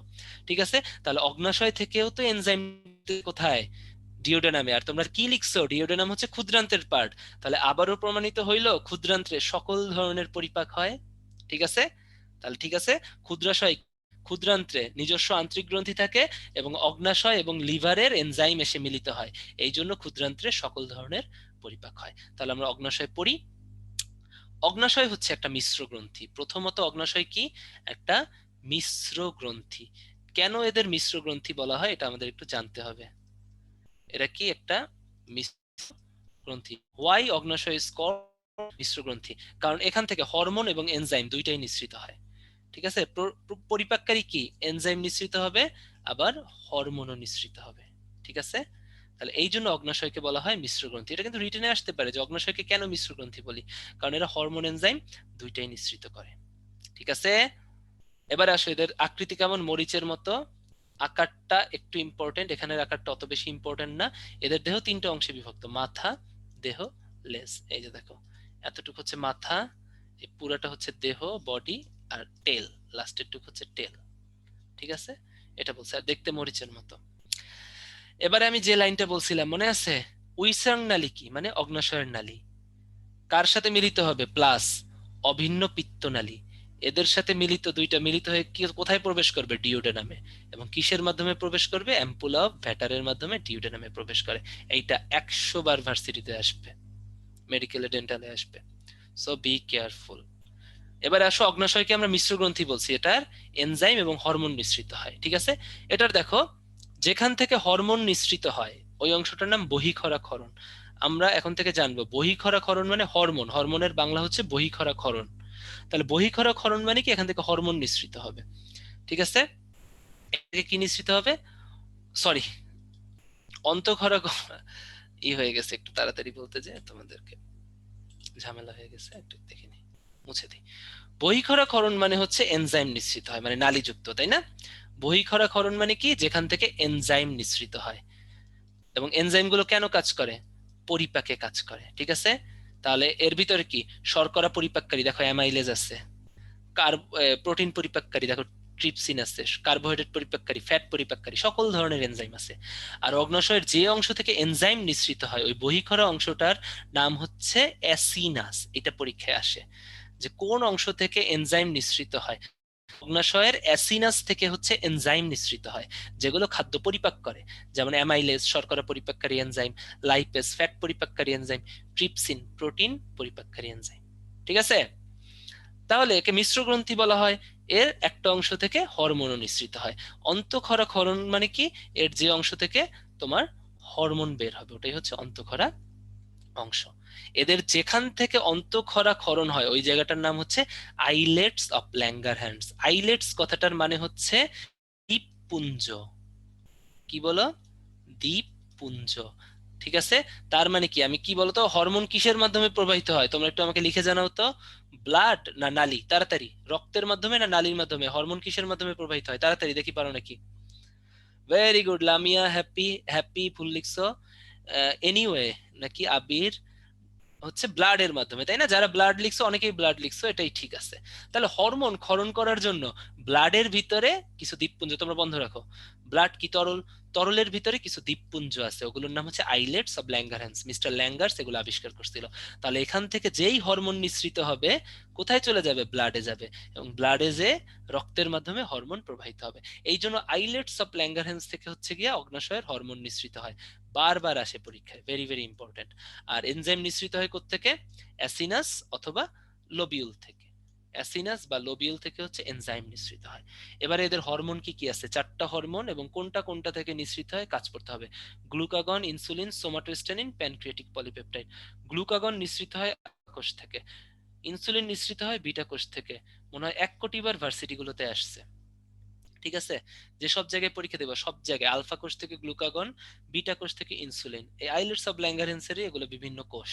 ঠিক আছে, এই যে মনে করো যে একটা আলফা, বিভিন্ন দ্বীপপুঞ্জের ভিতরে একটা আলফা দ্বীপ, একটা বিটা দ্বীপ, একটা ডেল্টা দ্বীপ, একটা গামা দ্বীপ। গামা দ্বীপ মানে হচ্ছে এই পিপি কোষ, এটার একটা নাম গামা কোষ। ঠিক আছে, তো আলফা কোষ থেকে গ্লুকাগন তৈরি হয়, বিটা কোষ থেকে ইনসুলিন তৈরি হয়।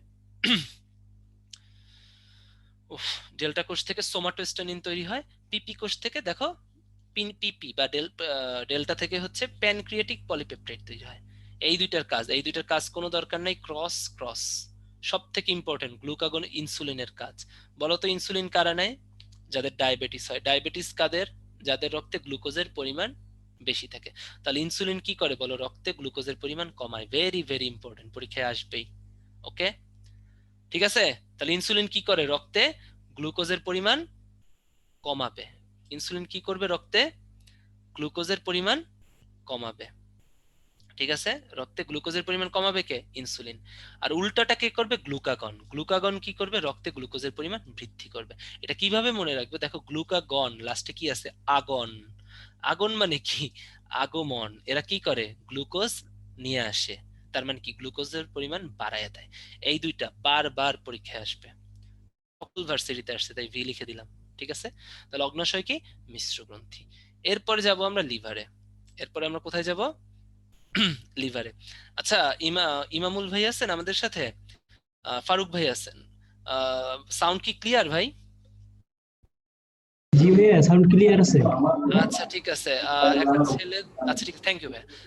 যাদের মনে করো যে একজন লিখছো যে সাউন্ড কম আসতেছে, ভাইয়া তুমি তোমার নেটটা চেক করো, তোমার নেট খারাপ। ঠিক আছে, তোমার নেট হয়তো বা এখন একটু পচা আছে। ওকে, এদিকে নেট ভালো আছে। এবার আসো যকৃৎ। যকৃৎ কোথায় থাকবে বলো তো? যকৃৎ কিন্তু অলরেডি আমাদের হয়ে গেছে। যকৃৎ থাকবে হচ্ছে ডিওডেনামের ডান পাশে, দেহের ডান পাশে। ঠিক আছে, যকৃৎ থেকে এবং অগ্নাশয় থেকে, দুইটা নালী কোথায় প্রবেশ করে? ডিওডেনামে প্রবেশ করে। এবং যেখান থেকে প্রবেশ করে ওটার নাম কি? ভ্যাটার অফ অ্যাম্পুল অফ ভ্যাটার, অলরেডি বলে ফেলছি। এখন যকৃতের কাজ কি?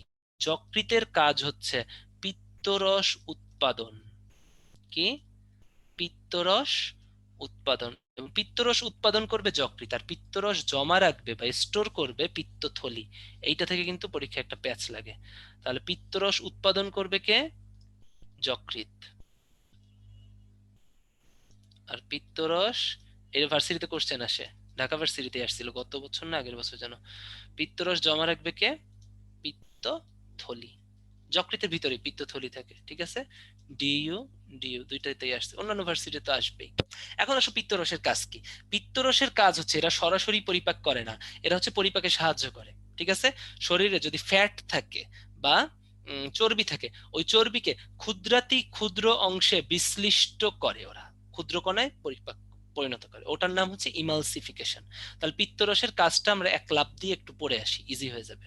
পিত্তরসের কাজ কি? মেইন কাজ হচ্ছে ইমালসিফিকেশন। এরা কি করে? স্নেহ জাতীয় খাদ্যকে ক্ষুদ্র ক্ষুদ্র দানায় পরিণত করে। রিটেনেও আসতে পারে এবং এমসিকিউতে এসে গেছে অলরেডি, একবার আসে আর কি, তাই পড়তে হবে।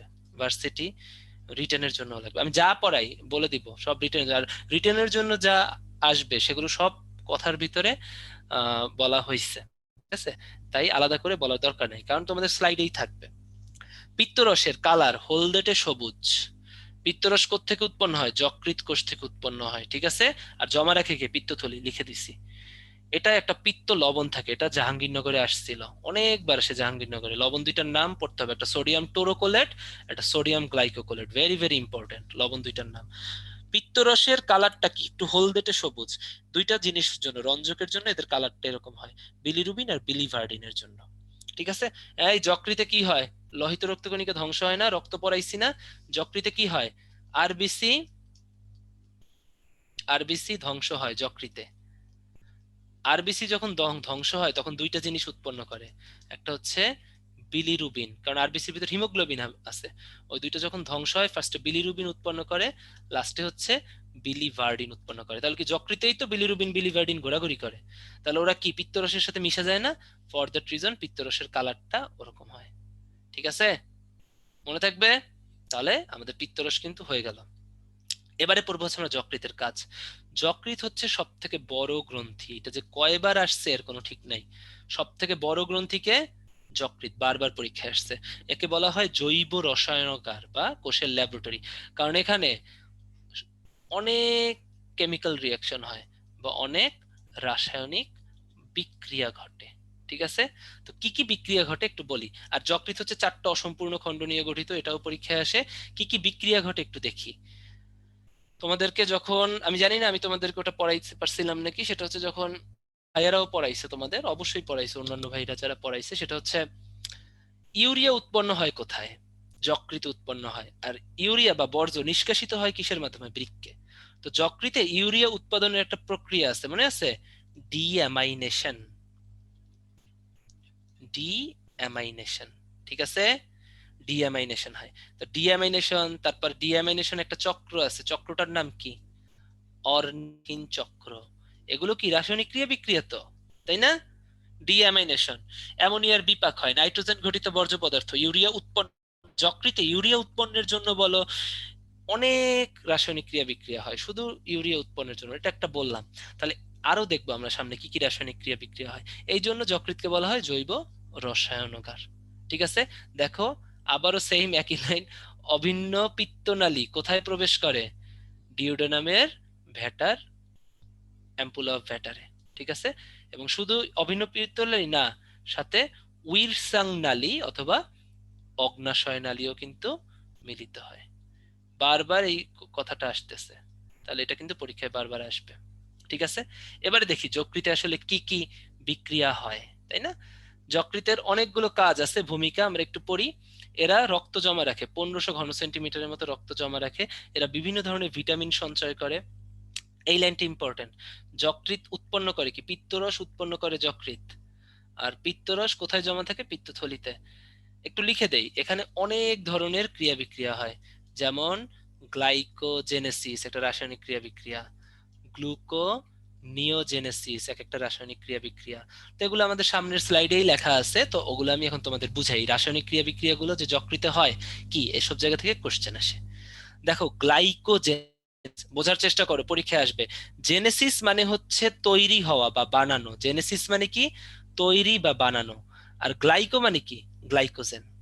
গ্লাইকো মানে কি? গ্লাইকোজেন। তাহলে ক্রিয়ায় গ্লাইকোজেন তৈরি হয় বা বানানো হয়, ওটার নাম কি? গ্লাইকোজেনেসিস। তাহলে গ্লুকো, এতটুকু মনে রাখো, গ্লাইকোজেন তৈরির প্রক্রিয়া কি? গ্লাইকোজেনেসিস। ভেরি ভেরি ইম্পর্টেন্ট, অনেকবার পরীক্ষায় আসছে। এবারে আসো, লাইসিস মানে কি? ভাঙা। তোমাদের কি ব্যাকটেরিয়ার, ভাইরাস ব্যাকটেরিয়ার ক্লাস আমি করাইছিলাম? আমার মনে নাই। যদি ভাইরাস একটু, ভাইরাস ব্যাকটেরিয়ার ক্লাস আমিই করাইছিলাম তোমাদের। তো হ্যাঁ হ্যাঁ আমি করাইছিলাম। ওই যে লিখতেছো, একটু দেখি তো চ্যাট বক্সে কি লিখতেছো।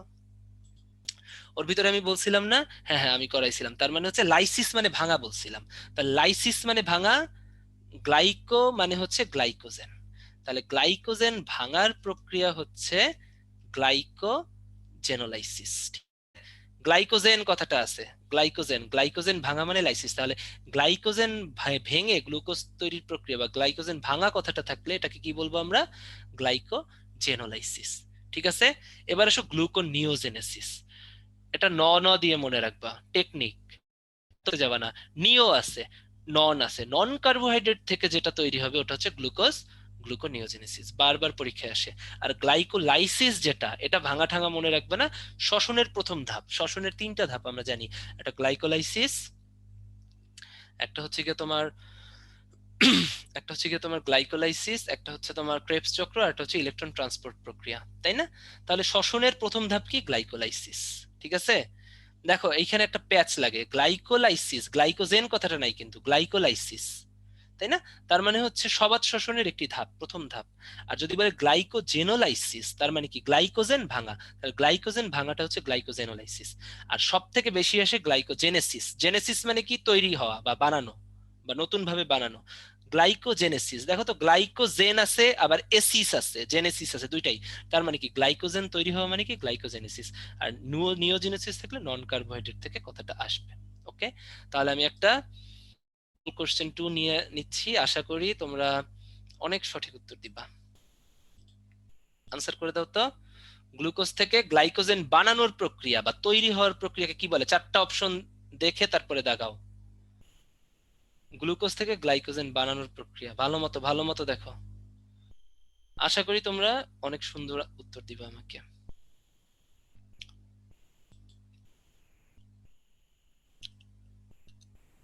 আমি কি বলছিলাম? ভালো মতো অপশন দেখো। গ্লাইকোজেন বানানো বা তৈরির প্রক্রিয়াতে কি হবে? গ্লাইকোজেন বানানো।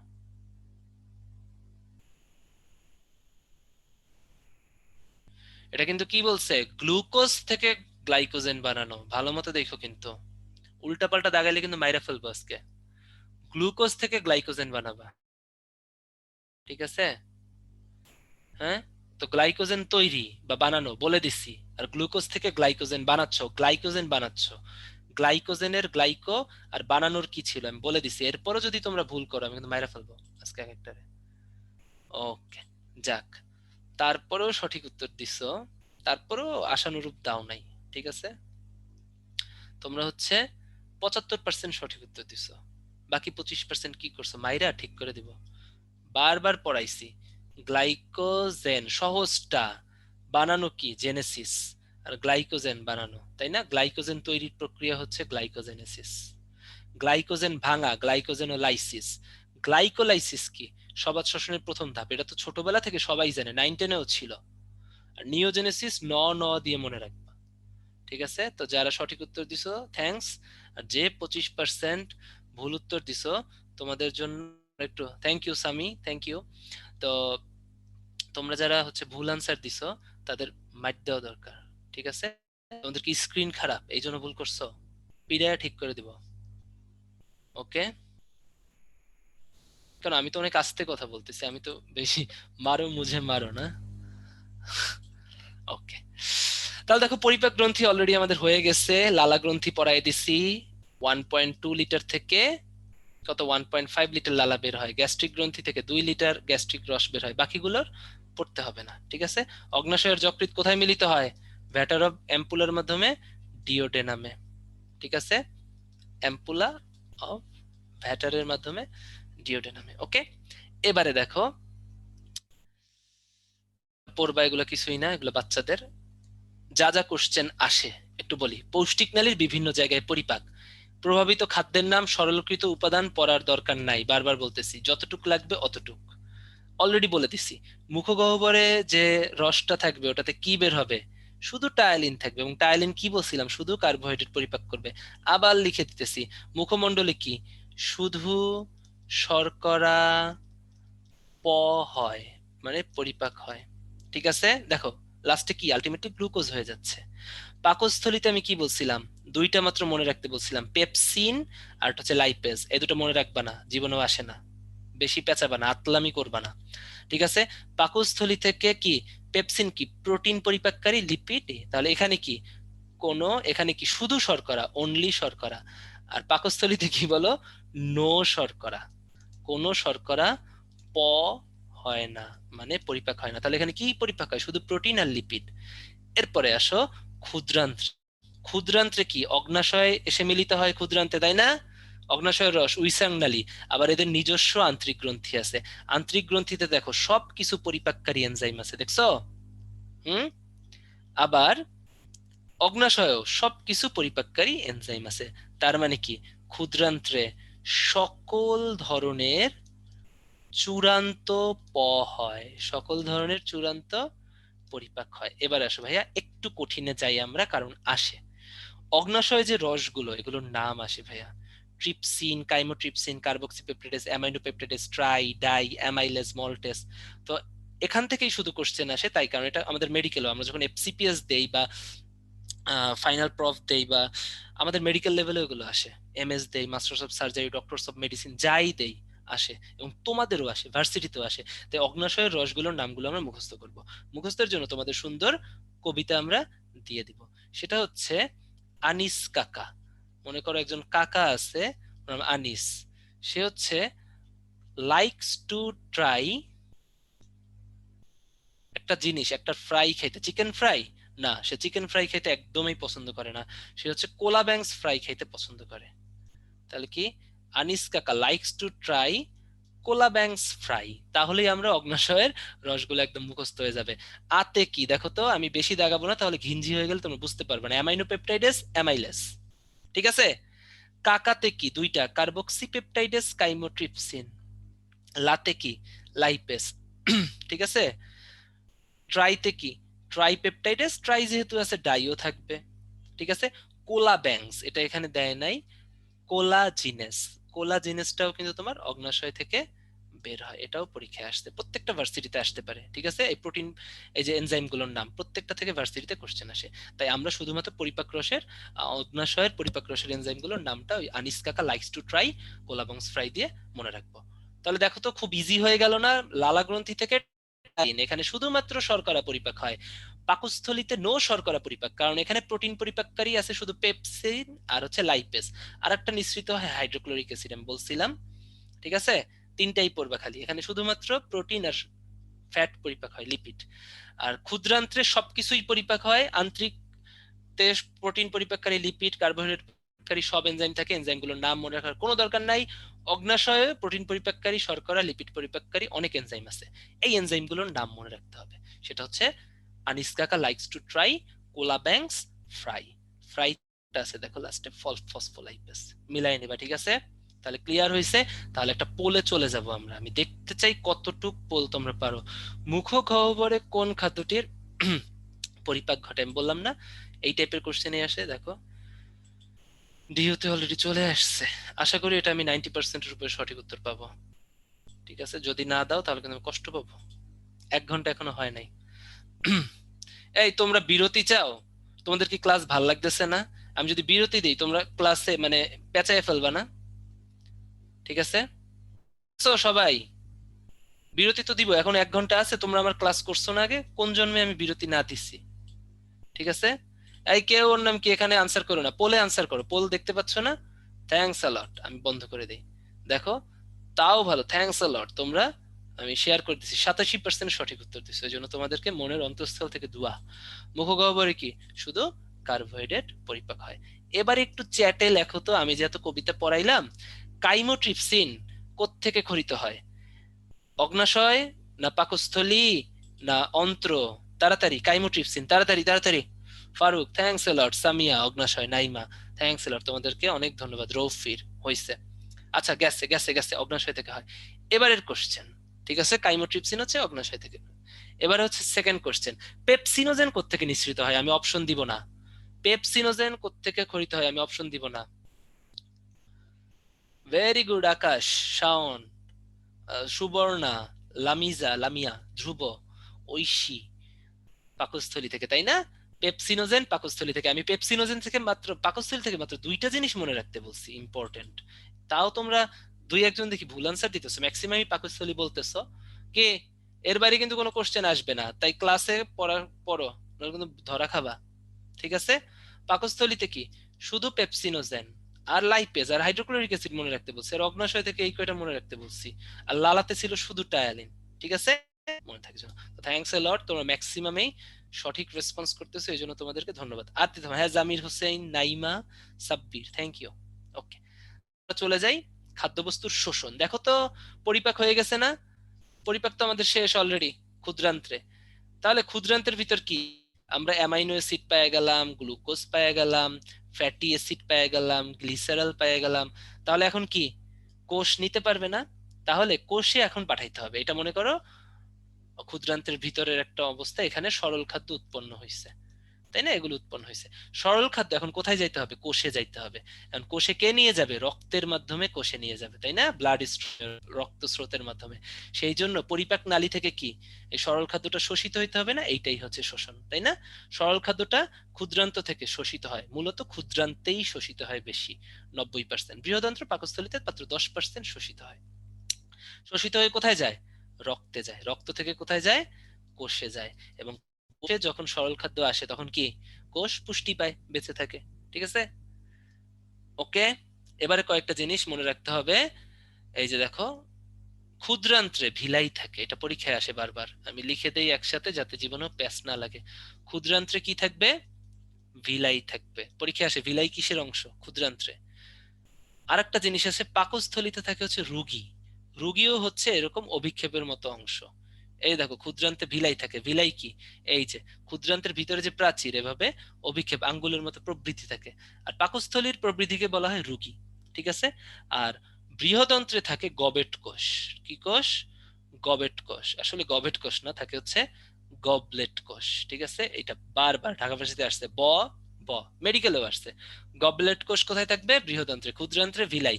পাকস্থলীতে রোগী। গাজী আজমল স্যারের বইয়ের পিছনে সুন্দর মতো লিখে রাখবে এটা, যে কোথায় কি থাকে। এখান থেকে কোশ্চেন আসবেই, মাস্ট আসবে। তাহলে বৃহদান্ত্র দেখো তো, অলরেডি বলে দিছে ভাইয়া, এখানে গবলেট কোষ থাকবে। এখন দেখো, সরল খাদ্য ম্যাক্সিমাম শোষণ হয় কোত্থেকে? খাদ্যবস্তু 90% শোষিত হয় ক্ষুদ্রান্ত থেকে, কিন্তু পানি আবার ম্যাক্সিমাম শোষিত হয় বৃহদান্ত্র থেকে। ঠিক আছে, পানির প্রায় 70 থেকে 80% শোষিত হয়। ভেরি ভেরি ইম্পর্টেন্ট এই লাইনটা। ঠিক আছে, ওকে। এবার একটু স্থূলতা পড়ি। স্থূলতা কিছুই না, স্থূলতা হচ্ছে যদি কিনা স্বাভাবিক চর্বি নর্মালের থেকে অনেক বেড়ে যায়। দৈহিক ওজনের যদি 20% বেশি ওজন বেড়ে যায়, ওইটাই স্থূলতা। এবং এই স্থূলতা নিয়ে বিজ্ঞান, ওই বিজ্ঞানের নাম হচ্ছে পেরিয়াট্রিক্স। কেউ মনে করে মোটা হয়ে গেল, এখন সে জিম করবে, ইয়োগা করবে, জয়া হোসেন হবে, আলিয়া ভাট হবে, তাই না? তারপরে আরো যারা যারা হবে, যাই হোক, এদের এই বেরিয়াট্রিক্স নিয়ে আলাপ আলোচনা করতে হবে। তাহলে ওই স্টাডি, প্রতিরোধ, জিম করা, চিকিৎসা, সার্জারি করাইলা, অস্ত্রোপচার করাইলা, সার্জারি, হ্যাঁ, বা ওষুধ নিলা বা ব্যায়াম করলা, যাই হোক, এই যে জাতীয় বিজ্ঞান, স্থূলতা সম্বন্ধ বিজ্ঞানকে বলা হয় বেরিয়াট্রিক্স।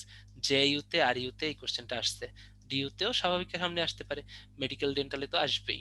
ঠিক আছে, এই স্থূলতা মাপতে আমরা বিএমআই ইউজ করি। বিএমআই হচ্ছে বডি মাস ইন্ডেক্স। এটা হচ্ছে ওজন, কেজিতে ওজন, আর হচ্ছে গিয়ে তোমার উচ্চতা মিটার স্কয়ারকে আমরা যদি অনুপাত করি, এটাকে বলি বিএমআই। এটাই পরীক্ষায় আসে। ওজনকে সে কেজিতে আর উচ্চতাটা তা মিটারে, ইঞ্চিতে না, কিন্তু নর্মালি আমরা ইঞ্চিতে মাপি না। বিএমআই বের করার সময় উচ্চতা মিটারে বের করে বর্গ করে দিতে হবে। এটাই পরীক্ষায় আসে। এবারে আসো, বিএমআই এত কিছু পড়বা না, কোন স্তরের কি, জাস্ট দেওয়া। না দিলে তো দেখতে সুন্দর লাগে না, কেমন বিচ্ছিরি লাগে। বাট আসবে শুধু এইটাই, স্বাভাবিক ওজনে বিএমআই কত, নর্মাল বিএমআই কত? 18.5 থেকে 24.9। ভেরি ভেরি ইম্পর্টেন্ট ভাই, 18.5 থেকে 24.9। ঠিক আছে, বিএমআই এতটুকুই আসবে। তাহলে আমাদের মোটামুটি পরিপাকতন্ত্র শেষ। আমাদের হাতে সময় 8:31। আমি 1 ঘন্টার ভিতরে তোমাদের পরিপাকতন্ত্র শেষ করছি। এখন আমি চলে যাব তোমাদের সেই কাঙ্ক্ষিত ব্রেকে। কাঙ্ক্ষিত ব্রেকে যাওয়ার সময় আমি হচ্ছে বলবো, সবাই একটু চোখটা এই যে আমার মতো অফ করো, 10 সেকেন্ড অফ করে রাখো, অথবা অন্যদিকে তাকাও। আমি পড়া জিজ্ঞেস করবো একটু পরে, ব্রেকের ভিতরে আলটিমেটলি পড়া জিজ্ঞেস করবো। ঠিক আছে, থ্যাংক ইউ। কে এটা? Naureen, thanks a lot. Zakia, thanks a lot. Thank you for your nice compliment. পড়ি নওরিন কি লিখছে। ভাইয়া আমি অপেক্ষায় থাকি, কবে আপনার ক্লাস করব। কই গেল? আচ্ছা, চলে গেছে। ঠিক আছে, হ্যাঁ, আমি ডাক্তার নাজনীন আক্তারের স্টুডেন্ট ছিলাম। নাজনীন আক্তার হচ্ছে আমার মাইক্রোবায়োলজি, সরি, হ্যাঁ, মাইক্রোবায়োলজি ম্যাডাম ছিল। কেন, নাজনীন আক্তার ম্যাম তোমার কি হয়? যাই হোক, থ্যাঙ্কস নওরিন, অ্যাপ্রিসিয়েশনের জন্য লিখছো যে সবসময় আমার ক্লাসের জন্য ওয়েট করো ইত্যাদি। তো এগুলো আসলে অনেক বড় অ্যাপ্রিসিয়েশন, তাই না? Thanks for appreciating me. Rifa, thanks a lot. ঠিক আছে, বিরতি চাও না? বাহ, তন্নি, ওকে, একটু বিরতি দেই যাতে চোখটা ঝামেলা না করে। হুম?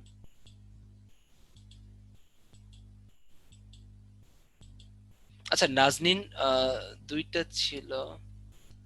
ও আচ্ছা, তোমার আপন খালামণি হয়, বাহ, ভেরি গুড। লামিয়ার আপন খালামণি। আচ্ছা, লামিয়ার সাথে মনে হয় আমার, as far as I know, কোনো একটা ব্রাঞ্চে দেখা হয়েছিল। কারণ আমাকে মনে হয় নাজনীন আক্তার ম্যামের কথা আরেকজন স্টুডেন্ট কোনো একটা ব্রাঞ্চে আমাকে জিজ্ঞেস করছিল, তাই না লামিয়া? মেবি লামিয়ার সাথে আমার কোনো ব্রাঞ্চে দেখা হয়েছিল, আমার মনে নাই কোন ব্রাঞ্চে দেখা হয়েছে। ঠিক আছে, ওকে। এবার হচ্ছে তোমাদের সাথে একটু গল্প করি, কারণ 8:33 বাজে, আর 2 মিনিট আমরা ব্রেক দিব। মজার কথা বলতে কিছুই নেই, এই তো পড়ালেখা। একটু আমি আলাপ আলোচনা করি, গল্প টল্প করি, একটু পড়াটা জিজ্ঞেস করি, আমাদের ব্রেক শেষ হয়ে যাবে, তাই না? ক্লাসটা জোস হয়। জামির, থ্যাঙ্কস আ লট। ওকে, পরিপাকে হরমোনের ভূমিকা দরকার নাই, শুধু পড়বা হরমোনের ভূমিকা, ওটা জীবনে আসে না পরীক্ষায়। ওকে, তৌফিক ইলাহি, সুন্দর কোশ্চেন জিজ্ঞেস করছো না? ফার্মেসি সাবজেক্টটা অনেক ভালো। গাজী আজমল স্যারের বইতে যা যা আপডেট করছে তোমাকে লিখে দেওয়া হয়েছে। কি কি আপলোড হয়েছে? 25 সেন্টিমিটার লেখা আছে না? আমি 23 থেকে 25 সেন্টিমিটার লিখে দিচ্ছি না? তারপরে ওখানে কি 30 সেন্টিমিটার দেওয়া পাকস্থলী, আমি আবার 30.5 সেন্টিমিটার লিখে দিচ্ছি না? দুই জায়গায় দুইটা আছে। তুমি যেটা বলতেছো আপডেট আছে, ওই আপডেটটা আমরা মুখস্থ করেই তো তোমাদের ক্লাসটা নিতে আসি, তাই না? ঠিক আছে, এখানে সবই এখানে দেয়া হয়। এই ভার্সিটি ম্যাথ নাকি বায়োলজি দাগাইলে ভালো হয় মানে কি? তোমার যদি ম্যাথ মেইন সাবজেক্ট থাকে তুমি কখনো ম্যাথ না দাগাইতে পারবে না।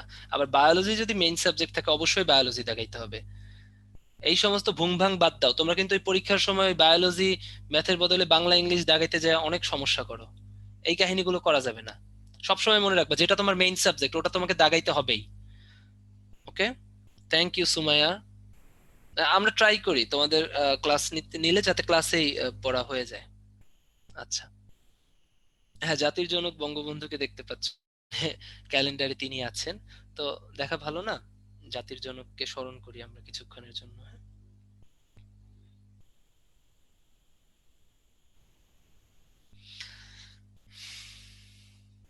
আচ্ছা, স্মরণ করা শেষ, এখন আমরা হচ্ছে কথা বলি, হ্যাঁ? সেটা হচ্ছে উম এই তো পড়ালেখার এই অবস্থা। আচ্ছা, আমার এই ক্লাসটা করছিল আগের পর্বেও, সিয়াম থ্যাংক ইউ। হাতে ক্যাপ না ভাই, ও মাথায়। আমার মাথা ভর্তি চুল, তোমরা আমার ফেসবুক আইডি তে তো অনেকেই স্টক করো, তখন গেলেই দেখবা যে মাথায় প্রচুর চুল আছে। ক্যাপ এটা শখ, মানুষের মানে আহ শখ থাকতে পারে না মাথায় ক্যাপ পরা। তো it's my choice, my freedom. আমি আমি ক্লাস নেওয়ার সময় ক্যাপ পরবো না ক্যাপ খুলে পরবো, তাই না? আমি যদি এখন হইতো যে জামা কাপড় না পরে তোমাদের ক্লাস নিচ্ছি, এটা হয়তো বা অসংলগ্ন হইতো, তাই না, বা বাজে হইতো, অশালীন হইতো। বাট আমি তো ক্যাপ পরি বা যেটাই পরি, শালীন আছে তো ব্যাপারটা। সো ক্যাপ কেন পরছি? চুল থাকা না থাকার সাথে ক্যাপের কোনো সম্পর্ক নেই, আমার মাথা ভর্তি চুল আছে। Don't worry, okay? Okay. Game addicted হয়ে গেছে, মোবাইল বন্ধ করে রাখো, ফেলে দাও। আমার হ্যান্ড গ্লোভস কোথায় পাওয়া যাবে? উদ্ভাসে পাওয়া যাবে, এটা আমাকে উদ্ভাস দিচ্ছে ক্লাস নেওয়ার জন্য। এই হ্যান্ড গ্লোভসটা আমরা ইউজ করি হচ্ছে এই যে পেনটাই, লাইট পেন, তোমরা আইসিটি তে পড়ছো না লাইট পেন, এই লাইট পেন দিয়ে লিখি, এই জন্য আমরা হ্যান্ড গ্লোভস ইউজ করি। ঠিক আছে, দ্যাটস ইট। ঠিক আছে, ওকে, হয়ে গেছে। তন্নি, আপনার চেহারা আমার বড় দাদার মতো। ওকে, থ্যাংক ইউ, মানে তোমার বড় ভাইয়ের মতো। বাহ, হারিয়ে যাওয়া, মেলায় হারিয়ে যাওয়া ছোট ভাই খুঁজে পাইলাম, তাই না? তন্নির বড় ভাই হচ্ছে আমার মেলায় হারিয়ে যাওয়া ভাই, আমার চেহারা নাকি তার মতো। যাই হোক, দ্যাটস অল, আমাদের ক্লাস মোটামুটি ব্রেক শেষ। আমরা একটু কয়েকটা কোশ্চেন জিজ্ঞেস করব, তারপর হচ্ছে আমরা ক্লাস স্টার্ট করে দিব। তো ফার্স্টে হচ্ছে যে কোশ্চেন বলো, এই বলো, ইমালসিফিকেশন কে করে? হাইড্রোক্লোরিক অ্যাসিড, পেপসিনোজেন, বাইল বা পিত্তরস, বলো এই তিনটার কোনটা করে? Very good Naima, thanks a lot for your beautiful answer. Lamia, Akash, Shuvo. শেষ শেষ শেষ, হয়েছে, আর নিব না। বাইল, উত্তর হবে বাইল বা পিত্তরস। থ্যাংক ইউ, যারা পিত্তরস আনসার করছো থ্যাঙ্কস, ম্যাক্সিমাম পিত্তরস আনসার করছো। এবারে বন্ধ করো, চ্যাট বন্ধ করো। এবারে কোশ্চেন, বলো পেপসিনোজেন কোত্থেকে নিঃসৃত হয়? লালা গ্রন্থি থেকে, পাকস্থলী থেকে, ক্ষুদ্রান্ত্র থেকে, অগ্নাশয় থেকে? তাড়াতাড়ি, পেপসিনোজেন কোত্থেকে নিঃসৃত হয়? ভেরি গুড বুশরা, আয়াত, তাই না? এটা গ্যাস্ট্রিক গ্রন্থি থেকে মানে পাকস্থলী থেকে নিঃসৃত হয়। থ্যাঙ্কস আ লট আবির, সামি, যাক, হিসাম, হিসাম, হ্যাঁ, ঋতু, থ্যাংক ইউ, শুভ। ওকে, এবারে কোশ্চেন, হাইড্রোক্লোরিক অ্যাসিড কোত্থেকে নিঃসৃত হয়? লালা গ্রন্থি থেকে, পাকস্থলী থেকে, অগ্নাশয় থেকে, ক্ষুদ্রান্ত্র থেকে, আন্তরিক গ্রন্থি থেকে? কোনটা থেকে? ভেরি গুড, পাকস্থলী, এটাও পাকস্থলী না। থ্যাংক ইউ শিহাব, তৌশিক, ইমামুল, ঠিক আছে, MD Kawsar Mia, thank you. এবারে কোশ্চেন তোমাদের কাছে, লালা গ্রন্থি থেকে কত লিটার লালা খরিত হয়, কত মিলিলিটার লালা খরিত হয়? তাড়াতাড়ি, লালা গ্রন্থি থেকে দৈনিক কত মিলিলিটার লালা খরিত হয়? ভেরি গুড, 1200 থেকে 15 মিলিলিটার। থ্যাংক ইউ ইমা রাব্বি, থ্যাংকস এ লট। এবারে বলো, আর কিছু বলা লাগবে না, শেষ। আচ্ছা, সমগ্র পরিপাক নালীর দৈর্ঘ্য কত? তাড়াতাড়ি তাড়াতাড়ি তাড়াতাড়ি, সমগ্র পরিপাক নালীর দৈর্ঘ্য কত দেখি, পারো নাকি? 6 থেকে 7 মিটার, 8 থেকে 10 metre, 25 centimetre, 2.5 metre? Very good, ওই তো মনে আছে, 8 থেকে 10 মিটার। কেউ প্রমি সঠিক উত্তর দিছো, পারুল, নিলয় সঠিক উত্তর দিছো, থ্যাঙ্কস থ্যাঙ্কস। আর আনসার করা লাগবে না, বুঝছি তোমরা ক্লাসটা মনোযোগ দিচ্ছ, পরীক্ষায় আসবে, হ্যাঁ? ওকে, তাহলে আমরা চলে শুরু করি আমাদের সুন্দর হাইড্রা, তাই না? হাইড্রা আমরা শুরু করবো, আর টাইম ওয়েস্ট না করি, আমরা গল্প করলাম, আমাদের 5 মিনিটের চেয়ে বেশি অলরেডি মনে হয় ব্রেক হয়ে গেছে। তো আজকে এই ক্লাস শেষ করতে পারবো আশা করি। হাইড্রা, হ্যাঁ, হাইড্রা, হাইড্রা থেকে পড়তে হবে। পৃথিবীতে 40 প্রজাতির মতো হাইড্রা আছে, বুঝো। এখান থেকে কিন্তু অনেক কোশ্চেন আসে। হাইড্রা তোমাদের অনেক বোরিং লাগে, পড়ো না, বাট এটা খুব সহজ। হাইড্রার যারা আতেল তারা প্রত্যেকটা পড়বা, সবগুলো পড়বা। আর যারা আতেল না, টেকনিক্যালি পড়তে চাও, শুধু ফাইলামটার নাম পড়বা। আমরা জানি নিডারিয়া, কিংডম, অ্যানিমিলিয়া। ক্লাসটা পরীক্ষায় বারবার আসে, হাইড্রোজোয়া। সবসময় যাবে ক্লাসের লাস্টে সবসময় জোয়া কথাটা থাকে, ঠিক আছে? আর যারা টেকনিক্যালি পড়বা, পুরা মুখস্থ না করলেও জানবা ফ্যামিলি নামের শেষে সবসময় আইডে কথাটা থাকে। আমি যখন ঘাসফড়িং এর ক্লাসও যদি পাও, অথবা আমারও যদি না পাও, অন্য কারো পাও, আমার অথবা অন্য কারো, ঘাসফড়িং, রুই, যাই পাও, প্রত্যেকটার ফ্যামিলির নামে দেখবা আইডে কথাটা আছে, ঠিক আছে? ওরা কিন্তু 3-4টা রুই সবগুলো ঘাটাই কিন্তু একসাথে কোশ্চেন করবে না। ওরা কোশ্চেন করতে পারে এভাবে: হাইড্রার ফ্যামিলি কোনটা? Hydrozoa, Cnidaria, Hydra, Hydridae.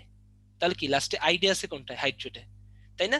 তাহলে প্রত্যেকটা যত, একটা একটা টোটকা শিখাই দিলাম, রুই, হাইড্রা বা ঘাসফড়িং, সবসময় ফ্যামিলির নামের শেষে আইডে পাবো। আর এইটা তো মাস্ট, হাইড্রা ভালগারিস। এবং এটা পরীক্ষায় বৈজ্ঞানিক নাম রিটেনেও আসতে পারে। তখন কিন্তু অবশ্যই নিচে দয়া করে দাগটা দিয়েন, নইলে কিন্তু নাম্বার পাইতেন না, ঠিক আছে? হাইড্রা ভালগারিস, এটা তোমরা সবাই জানো, তারপরে মনে করিয়ে দেওয়া। হাইড্রা থেকে বুঝতে হবে এরা মুক্তজীবী প্রাণী। মুক্তজীবী মানে হচ্ছে এরা শিকার করে বাঁচে, এবং এরা কি খায়? মাংস খায়, এবং কোর্সিকার সাহায্যে খাদ্য গ্রহণ করে। কি খায়? কোর্সিকার সাহায্যে মাংস খায়, এবং এদের কোর্সিকা থাকে চারপাশে, দেখছো? এই যে কোর্সিকা, এগুলোর সাহায্যে শিকারকে আটকে মেরে ফেলে, ঠিক আছে? এটা করে। এদের পুনরুৎপত্তি ক্ষমতা আছে, একটা হাইড্রা থেকে ছোট ছোট অনেকগুলো হাইড্রা বের হতে পারে। এই প্রক্রিয়াটা বর্ণনা করছে মিস্টার আব্রাহাম ট্রেমব্লে, এটা পরীক্ষায় আসে। আর হাইড্রার নামকরণ করছে হচ্ছে লিনিয়াস, মনে থাকে জানো? আমরা জানি নামকরণের ব্যাপারটা থাকলেই দ্বিপদ নামকরণ, হাইড্রার নামকরণ, এগুলো লিনিয়াস করছে। আর পুনরুৎপত্তি, একটা থেকে আরেকটা হাইড্রা হয়, ঠিক আছে? এটাকে বলা হয় মিস্টার আব্রাহাম ট্রেমব্লে এটা আবিষ্কার করছে। এবারে আসো হাইড্রার গঠন। এই জায়গা থেকেই তোমাদের কনফিউশন লাগে। হাইড্রাকে 3 অংশে ভাগ করা যায়। একটা হচ্ছে হাইপোস্টোম। হাইপোস্টোম কথাটার মানে হচ্ছে মুখ, শুধুমাত্র মুখ। হাইপোস্টোমে শুধুমাত্র মুখ ও ছিদ্র থাকে, আর কিচ্ছু থাকে না, ঠিক আছে? এরপরে হচ্ছে দেহকাণ্ড। কি? দেহকাণ্ড। দেহকাণ্ডে কি থাকে? দেহকাণ্ডে, এই পুরাটা আমি সবুজ কালার দিয়ে আঁকি, এটা হচ্ছে দেহকাণ্ড, এরা হচ্ছে দেহকাণ্ড। দেহকাণ্ডের অংশ কি কি দেখো? মুকুল, এই যে পুনরুৎপত্তি ক্ষমতা, একটা হাইড্রা থেকে আরেকটা হাইড্রা হচ্ছে, ঠিক আছে? দেহকাণ্ডের একটা অংশ কি? মুকুল। আর অংশ থাকে জননাঙ্গ। জননাঙ্গ, দেহনাঙ্গতে কি থাকে? মুকুল থাকে, জননাঙ্গ থাকে। এবারে আসো, এটা সিম্পল। তোমাদের প্যাস লাগে কোর্সিকা কোথায় থাকে। তোমরা অনেকেই ভাবো কোর্সিকা উপরের দিকে থাকে, তো পরীক্ষায় কোশ্চেন আসলে লিখে আসো হাইপোস্টোমে কোর্সিকা থাকে, এটা লেখা যাবে না। কোর্সিকা সবসময় দেহকাণ্ডে থাকে, এই জন্য আমি কোর্সিকা গুলোকে সবুজ কালার দিয়ে কালারফুল করে দিলাম, ঠিক আছে? এই কোর্সিকা কিসে থাকে? দেহকাণ্ডে থাকে। সরি, কোর্সিকা কোথায় থাকে?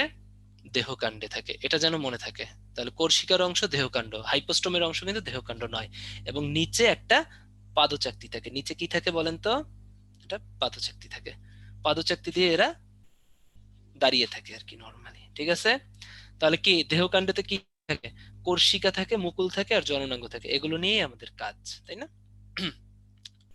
কোর্সিকা, একটু আগে কি বলছিলাম? কোর্সিকা দিয়ে এরা কি করে? খাদ্য গ্রহণ করে, মানে শিকার করে, তাই না? তাহলে কোর্সিকার ভিতরে শিকারের জন্য একটা বিশেষ কোষ থাকে, ওটার নাম হচ্ছে নেমাটোসাইট বা নিডোসাইট। তাহলে পরীক্ষায় কোশ্চেন আছে নিডোসাইট কোষ কোথায় থাকে? কোর্সিকায় থাকে। এবং কোর্সিকার সংখ্যাটা আসে ভাই পরীক্ষায় 6 থেকে 10টা। কোর্সিকার সংখ্যা কয়টা? 6 থেকে 10টা, বারবার আসে ভার্সিটিতে। আমি যতটুকু দেখাই দিব এতটুকুই, পিডিএফটা পড়বা কিন্তু, ঠিক আছে? কোর্সিকা কয়টা থাকে? 6 থেকে 10টা। এবং কোর্সিকা কি করে? শিকারে সাহায্য করে। আমরা জানি হাইড্রার একটা কোষ শিকারে সাহায্য করে, ওটার নাম নেমাটোসাইট। ওই নেমাটোসাইটটা তাহলে কি কোর্সিকাতেই থাকবে, মনে থাকে জানো? এদের মুকুল থাকে, জননাঙ্গ থাকে। এবারে ছেলেদের কাছে আমার একটা কোশ্চেন, বলো তো, ছেলেদের কাছে, মেয়েরা উত্তর করবা না, চ্যাটে লিখবা। জননাঙ্গ দেহের কোথায় থাকে, ভিতরে না বাইরে? জননাঙ্গ কোথায় থাকে, ভিতরে না বাইরে? ভেরি গুড সিয়াম, ঠিক আছে, থ্যাংক ইউ। ছেলেরা পারতেছে বাইরে থেকে, তাই না? তাহলে এতটুকু মনে রাখো। হ্যাঁ, রাখো রাখো, আর চ্যাট করো না, ঠিক আছে? এই জননাঙ্গ থাকবে সবসময় হচ্ছে বাইরে। কোথায় থাকবে জননাঙ্গ? বাইরে। তাহলে দেখো তো জননাঙ্গ আমি কোথায় আঁকতেছি? বাইরের দিকে আঁকতেছি, তাই না? কেন আঁকতেছি এটা বুঝবো। এখন দেখো তো কোর্সিকার নেমাটোসাইট শিকারে সাহায্য করে, তাহলে নেমাটোসাইট কোন দিকে থাকবে? কোর্সিকার বাইরে থাকবে না ভিতরে থাকবে? এটা সবাই আনসার করো, ছেলে মেয়ে সবাই আনসার করো। কোর্সিকা কোথায় থাকা উচিত, বাহিরে না ভিতরে? হ্যাঁ স্বপ্নিল, বুঝতে পারতেছি ভাইয়া তোমারটা ঝোলা, সেই জন্য তুমি লিখেছো বাহিরে ঝুলে থাকে। ওকে, সবারটাই ঝোলা। ওকে, না লিখলেও হয়তো, সবাই তো বুঝি, তাই না? তুমি যদি লিখতে পারো, তোমাদের ভাইয়ারা কিন্তু, তোমরা কি নিজেদের যদি মনে করো তোমরা হচ্ছে ডালে ডালে চলো, তোমাদের ভাইয়ারা শুধু পাতায় পাতায় চলে না, পাতার ভিতরে যে শিরা উপশিরা আছে না, ওইগুলোতে চলে। ওকে, মনে থাকবে তাহলে? বলে দিলাম। ওকে, তাহলে আসো। তাহলে কি বললাম? জননাঙ্গ বাইরে থাকবে এবং কর্ষিকাও তোমরা সবাই পারছো, সেটা হচ্ছে বাইরে থাকবে, তাই না? কর্ষিকা কোথায় থাকবে? নেমাটোসিস্ট কোথায় থাকবে? বাইরে থাকবে, কারণ এরা শিকার করে। কেন বললাম নেমাটোসিস্ট এবং জননাঙ্গ বাইরে থাকবে, একটু পরেই আমি ক্লিয়ার করে দিব, ঠিক আছে? আর কি থাকবে? পাদচাকতি থাকবে। পাদচাকতি দিয়ে কি করে? এরা দাঁড়িয়ে থাকতে সাহায্য করে, পাদচাকতির সাহায্যে এরা দাঁড়িয়ে থাকতে সাহায্য করে। তাহলে এই তিনটা অংশ থাকে। তাহলে বলো এখান থেকে কনফিউশনে, কোর্সিকা দেহকাণ্ডের অংশ, মুকুল হচ্ছে গিয়ে উৎপন্ন হয়, আর জননাঙ্গ হচ্ছে দেহের বাইরের দিকে থাকে, কোর্সিকাও ভিতরে, নেমাটোসিস্ট কি দেহের বাইরের দিকে থাকে। কেন বললাম এরা দেহের বাইরের দিকে থাকে? ক্লিয়ার করতেছি। হাইড্রা, ঠিক আছে, এরা হচ্ছে দ্বিস্তরী, তাই না? আমরা জানি কি, হাইড্রা নিডারিয়া পর্বের প্রাণী, এরা দ্বিস্তরী, তার মানে এদের ভিতরে দুইটা স্তর থাকে, একটা এপিডার্মিস থাকে আর একটা গ্যাস্ট্রোডার্মিস বা এন্ডোডার্মিস থাকে। তার মানে কি, এদের ভিতরে কোনো মেসোডার্ম থাকে না। তাহলে লিখে দেয়, এটা কিন্তু তোমরা সবাই ভুল করো। আমাদের যে প্রাণীর পর্ব আছে, নিডারিয়াতে শুধু দুইটা পর্ব, এরপরে যা আছে সব তিনটা পর্ব। তিনটা, আমরা মানুষের যখন পরিস্ফুটন পড়ছি, জানি না তোমরা পড়ছো নাকি, যদি কখনো পড়ে থাকো, তিনটা থাকে, একটোডার্ম, মেসোডার্ম, এন্ডোডার্ম। তো হাইড্রাতে শুধুমাত্র দুইটা থাকে, ওই একটোডার্মের এপিডার্মিস যেটা থাকে বাইরের দিকে, যেটা থেকে বাইরে, আর গ্যাস্ট্রোডার্মিস বা এন্ডোডার্মিস এটা থাকে কোথায় বলো? এটা থাকে হচ্ছে ভিতরের দিকে থাকে, ঠিক আছে? তাহলে এগুলোতে কোষ থাকে, এগুলো বলতে হবে যে এপিডার্মিস লেয়ারে কিছু কোষ থাকে, গ্যাস্ট্রোডার্মিস বা এন্ডোডার্মিস লেয়ারেও কিছু কোষ থাকে, ঠিক আছে? এবং এদের ভিতর কি শুধুমাত্র এপিডার্মিস বা একটোডার্মিস এবং গ্যাস্ট্রোডার্মিস বা এন্ডোডার্মিস থাকে, দে হ্যাভ নো মেসোডার্ম। তাহলে পরীক্ষায় যদি কোশ্চেনে আসে হাইড্রাতে কি নাই? মেসোডার্ম নাই। পাঁচবার বলো, হাইড্রাতে কি নাই? মেসোডার্ম নাই। হাইড্রাতে কি নাই? মেসোডার্ম নাই, মানে নিডারিয়া পর্বে মেসোডার্ম নাই, দুইটা স্তর থাকে মাত্র। কিন্তু দুইটা স্তরকে একসাথে যোগ করার জন্য একটা গ্লু থাকে। কি থাকে? একটা গ্লু, সুপার গ্লু। এই গ্লুটার নাম হচ্ছে মেসোগ্লিয়া। তাহলে এটা কি? মেসোগ্লিয়া হচ্ছে জেলির ন্যায় একটা আঠালো গ্লু, যেটা সংযোগকারী স্তর। এটা কিন্তু মেসোডার্ম না, মেসোগ্লিয়া। এই মেসোগ্লিয়াটা হচ্ছে অকোষীয়, এটাও পরীক্ষায় আসে যে হাইড্রার একমাত্র অকোষীয় অংশ কোনটা, বা নিডারিয়ার অকোষীয় অংশ কোনটা বলতো? মেসোগ্লিয়া। তাহলে এদের স্তর দুইটা থাকে, একটা হচ্ছে এপিডার্মিস আর হচ্ছে ভিতরে এন্ডোডার্মিস, একদম ভিতরে লেয়ার এন্ডোডার্মিস, এদের ভিতরে কোনো মেসোডার্ম থাকে না, থাকে মেসোগ্লিয়া। এবারে বাইরের স্তরের কোষগুলো আমরা পড়বো। দেখো সাত ধরনের কোষ আছে, এর ভিতরে আমরা জনন কোষ আর নেমাটোসাইট এই দুইটা দাগাই। আমি কি বলছিলাম বলতো? জনন কোষ কোথায় থাকে? বাইরের দিকে, তাই না? জননাঙ্গ বাইরের দিকে। এবং নেমাটোসিস্ট কি শিকারে সাহায্য করে, ওরাও কি থাকে? কোষ শিকার বাইরের দিকে থাকে। তাহলে বাইরের দিকের যে লেয়ার বা আবরণ, ওখানে এক্সট্রা দুইটা কোষ থাকবে, জনন কোষ আর নেমাটোসাইট। আর যে কোষগুলো আছে দেখো, পেশি আবরণ কোষ, বাইরে এপিডার্মিসেও থাকবে, এন্ডোডার্মিসেও থাকবে বা গ্যাস্ট্রোডার্মিসেও থাকবে। গ্রন্থি কোষ দেখো, গ্যাস্ট্রোডার্মিসেও থাকবে, এন্ডোডার্মিসেও থাকবে, এপিডার্মিসেও থাকবে। সংবেদী কোষ এপিডার্মিসেও থাকবে, গ্যাস্ট্রোডার্মিসেও থাকবে। স্নায়ু কোষ কোথায়? দুইটাতেই থাকবে, এন্ডো এপিতেও থাকবে। কি কি আছে? ইন্টারস্টিশিয়াল কোষ এপিডার্মিসেও থাকবে, গ্যাস্ট্রোডার্মিসেও থাকবে। তাহলে এপিডার্মিস বা বাইরে এক্সট্রা দুইটা কোষ থাকবে, জনন কোষ আর একটা নেমাটোসাইট। ভার্সিটিতে বারবার পরীক্ষা কোশ্চেন আসে সেখান থেকে, যে কোনগুলো এপিডার্মিসের কোষ, কোনগুলো গ্যাস্ট্রোডার্মিসের কোষ। তো আমাদের তো এত পড়ার দরকার নেই, আমাদের কত কিছু পড়তে হয়, তাই না? তো আমরা শুধু জানবো যে জনন কোষ আর নেমাটোসাইট, নিডোসাইট বা নিডোব্লাস্ট এপিডার্মিস বা বাইরের দিকেরটায় থাকে, আর সবগুলাই হচ্ছে তোমার নর্মাল কোষ থাকে। এইগুলোই এখানে আলাদা করে দিছি, আর দরকার নাই, অলরেডি পড়াই দিছি। দেখো এই কোষগুলোর নাম, চিত্র জাস্ট। আদর্শ নিউরোসাইট কোষের গঠন এটা লাগবে। নিউরোসাইট কোষ কোথায় থাকে? কোর্সিকায় থাকে। এরা কি করবে? শিকারে সাহায্য করবে। এই পুরাটা হচ্ছে একটা নিউরোসাইট কোষ, ঠিক আছে? এই নিউরোসাইট কোষের ভিতরে একটা বাল্ব থাকে বা একটা থলি থাকে, এটার ভিতরে বিষ থাকে, ঠিক আছে, কি থাকে? বিষ, শিকার মারার জন্য বিষ থাকে। এই বিষটার নাম হচ্ছে টক্সিন। এই বিষের ইংরেজি কি? টক্সিন। এই বিষটাকে বলা হয় হিপনোটক্সিন। হিপনো কথাটা মানে কি জানো? একটা গান আছে, ব্লু আইস হিপনোটাইজ, তারপরে কি কি যেন বলে, আমি আসলে হিন্দি অতটা ভালো বুঝি না তো। ব্লু আইস হিপনোটাইজ, তারপরে ব্লা ব্লা ব্লা, যাই হোক কিছু একটা। তো মেয়েদের ব্লু আইস কি করে? ছেলেদের হিপনোটাইজ করে দেয়। ঠিক আছে, মেয়েদের ব্লু আইস কি করে? ছেলেদের হিপনোটাইজ করে দেয়। ঠিক আছে, এটা মনে রাখো। কিন্তু নিডোসাইড হাইড্রার হিপনোটাইজ করার ব্যাপারটা আলাদা। ও কেন ওর হিপনোটাইজ করে? যাতে ওটার মাইরা খায়া ফেলতে পারে। ঠিক আছে, তাহলে হাইড্রা একটা বিষ নিঃসরণ করে, ওটার নাম কি? হিপনোটক্সিন। তাহলে ওদের যে দেহগহ্বর, বাল্ব বা নেমাটোসিস্ট বলে এগুলোকে, নেমাটোসিস্ট বাল্ব বা থলিটার ভিতরে একটা বিষ থাকে যেটার নাম হিপনোটক্সিন, যেটা দিয়ে ওরা শিকারকে ঘুম পড়ায় একদম পেঁচাইয়া খায় ফেলে। এই হিপনোটক্সিন দুইটা জিনিস নিয়ে গঠিত। একটা হচ্ছে প্রোটিন, প্রোটিনের বাংলা কি? আমিষ। আর একটা হচ্ছে ফেনল। আমি যেবার বুয়েটে ভর্তি পরীক্ষা দিছিলাম, ফেনলের সংকেত আসছিল, এটা আসছিল, এটা কিন্তু ঢাকা ভার্সিটিতে অবজেক্টিভে আসতে পারে, ফেনলের সংকেত কি এটা, তাই না? তো যাই হোক, এটা কেমিস্ট্রির পরে, এখানে না নেই। এখানে আসবে তোমাদের হিপনোটক্সিন কি কি দিয়ে তৈরি হয়, সেটা হচ্ছে আমিষ এবং ফেনল দিয়ে তৈরি হয়, ভার্সিটিতে বারবার আসে। ঠিক আছে, এবারে দেখো নেমাটোসিস্টে আর কি কি থাকে। একটা সুতা থাকে, যে সুতার মাধ্যমে ওরা এই যে টক্সিন বা বিষটা ছিটায় দেয় শিকারের গায়ে। এই সুতাটা পেঁচানো অবস্থায় থাকে। কেমন অবস্থায় থাকে? নর্মালি পেঁচানো অবস্থায় থাকে, এবং একটা ঢাকনা দিয়ে ঢাকা থাকে। এই ঢাকনাটার নাম হচ্ছে অপারকুলাম। অপারকুলাম। এখন যখনই এদের কাছে একটা শিকার আসে, মনে করো একটা খাবার আসলো, এটা একটা খাবার, ঠিক আছে, ঠিক আছে, সাথে সাথে হয় কি, এই ঢাকনাটা খোলার জন্য একটা ট্রিগার থাকে। এই ট্রিগারটার নাম হচ্ছে নিডোসিল। তাহলে পরীক্ষায় কোশ্চেন আসে যে নিডোসাইটের ভিতরে কোন জিনিসটা ট্রিগার হিসেবে কাজ করে? উত্তর কি হবে? নিডোসিল। এই ট্রিগারটা পিছনের দিকে চলে যায়, ফলে কি এই অপারকুলামটা ঠাস করে খুলে যায়। ঠাস করে যদি অপারকুলামটা খুলে যায়, ভিতর থেকে এই সূত্রটা কি বের হয়ে যাবে কার কাছে? শিকারের গায়ে। এবং শিকারকে কি বিষ নিঃসৃত করে মেরে ফেলবে। এইটাই হচ্ছে কাহিনী। এখান থেকে আসে ট্রিগার হিসেবে কোনটা কাজ করে? ঢাকনাটার নাম অপারকুলাম, আর হচ্ছে বিষটার নাম হিপনোটক্সিন, যেটা ফেনল আর প্রোটিন দিয়ে গঠিত।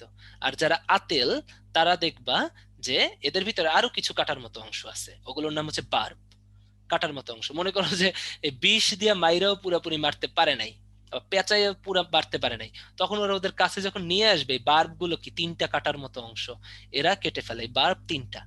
আরো আছে ছোট ছোট ছোট ছোট ছোট ছোট কাটার মতো অংশ, এগুলোও খুব খারাপ, এগুলো জীবাণু মেরে ফেলে, মানে জীবাণু না তো, খাবারকে একদম কেটে কেটে ফেলে। বার্বের ছোট ভাই কি? বারবিওল। ঠিক আছে, ওল কথাটার মানে হচ্ছে ছোট, উল কথাটার মানে ছোট। তাহলে তিনটা বার্ব থাকে, আর বারবিউল থেকে অনেকগুলো। তাহলে আমি বুঝাইতে পারছি। আর এরা যেহেতু কোষ, এদের একটা নিজস্ব নিউক্লিয়াস থাকবে। যারা মেডিকেল ডেন্টালে চান্স পাইতে চাও, একটা আলাদা পেঁচানো পেশি সূত্র থাকে, এদের নাম হচ্ছে ল্যাসো। এটা মেডিকেল ডেন্টালে অনেকবার আসে। আলাদা পেশি সূত্রটার নাম কি? ল্যাসো। এটা হচ্ছে মেডিকেল বা ডেন্টালের জন্য আমি বলে দিলাম।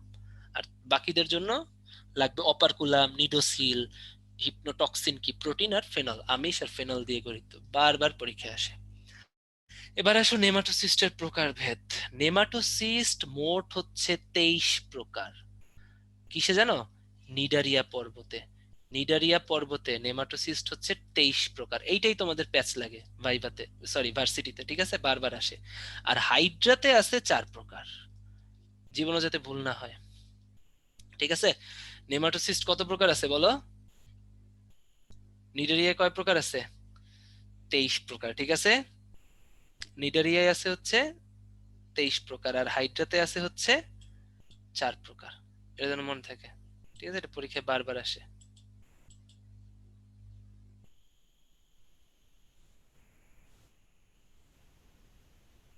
ঠিক আছে, ওকে, এটা কিন্তু বারবার আসে। তাহলে দেখো তো, হাইড্রার যে নেমাটোসিস্ট 4টা আছে, এটা আমরা একটু দেখি। হাইড্রার নেমাটোসিস্ট কি কি আছে? স্টিনোটিল, স্টিনোটিল বা পেনিট্রেন্ট, এটা হচ্ছে বৃহত্তম। ঠিক আছে, ক্ষুদ্রতম কি দেখো তো? এস্টিরিওলিন। আর শিকার ধরতে সাহায্য করে ভলভ্যান্ট, এটা কি জানো? আঁকড়ে ধরে, এই ভলভ্যান্ট হচ্ছে এটা। এখান থেকে কোশ্চেন আসে, কোনটায় পেঁচানো পেশি সূত্র নির্গত হয়, তাই না? মানে বের হইলেও এটা পেঁচানো থাকে, বা পেঁচানো থাকে কোনটায়, বা কোনটায় শিকার ধরার সময় পেঁচে যায়, পেঁচিয়ে যায় অথবা আঁকড়ে ধরে। এটা এটা হচ্ছে ভলভেন্ট। এটা পরীক্ষায় আসছিল, ডিইউতেই আসছিল। ঠিক আছে, অন্যান্য ভার্সিটির জন্য। আর বৃহত্তম কোনটা আর ক্ষুদ্রতম কোনটা এগুলো পড়বে, আর চারটার নাম, আর কিছু না। আর এইটা কিন্তু পড়তে হবে। এটা কয় টাইপস? 23 টাইপস। আর হাইড্রা কয় প্রকার? হাইড্রাতে নেমাটোসিস 4 প্রকার। তাহলে একটা পোল নিয়ে নেই, হাইড্রার নেমাটোসিসটা কোন ধরনের বিষ দিয়ে পূর্ণ থাকে? একটু আনসার করে দাও। হ্যাঁ, নেমাটোসিসটা কি দিয়ে পূর্ণ থাকে? আমি আশা করি সঠিক উত্তর। দেখো আরিউতে আসছে এটা, রাজশাহী ইউনিভার্সিটিতে এটা অনেকবার আসছে। ডিইউতে অনেক সোজা কোশ্চেন হয় ভাইয়া, এই জন্য তোমাদের সব পড়াই, কারণ আর জেইউ সাস্ট এগুলোতে অনেক হার্ড কোশ্চেন হয়। ঠিক আছে,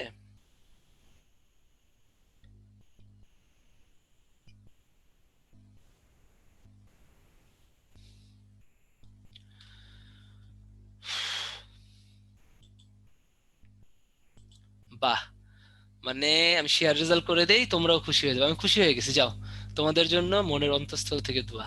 85% সঠিক উত্তর। ঠিক আছে, এত কষ্ট করে যে পড়াই, যদি ফিডব্যাক ভালো না পাই আমার মেজাজ খারাপ হয়। ওকে, তাহলে এটা কি? এটা হচ্ছে হিপনোটক্সিন। ওকে, এবারে হাইড্রার চলন, খুব ইম্পর্টেন্ট একটা জিনিস, প্যাচ লাগে, এটা বুঝাবো। ঠিক আছে,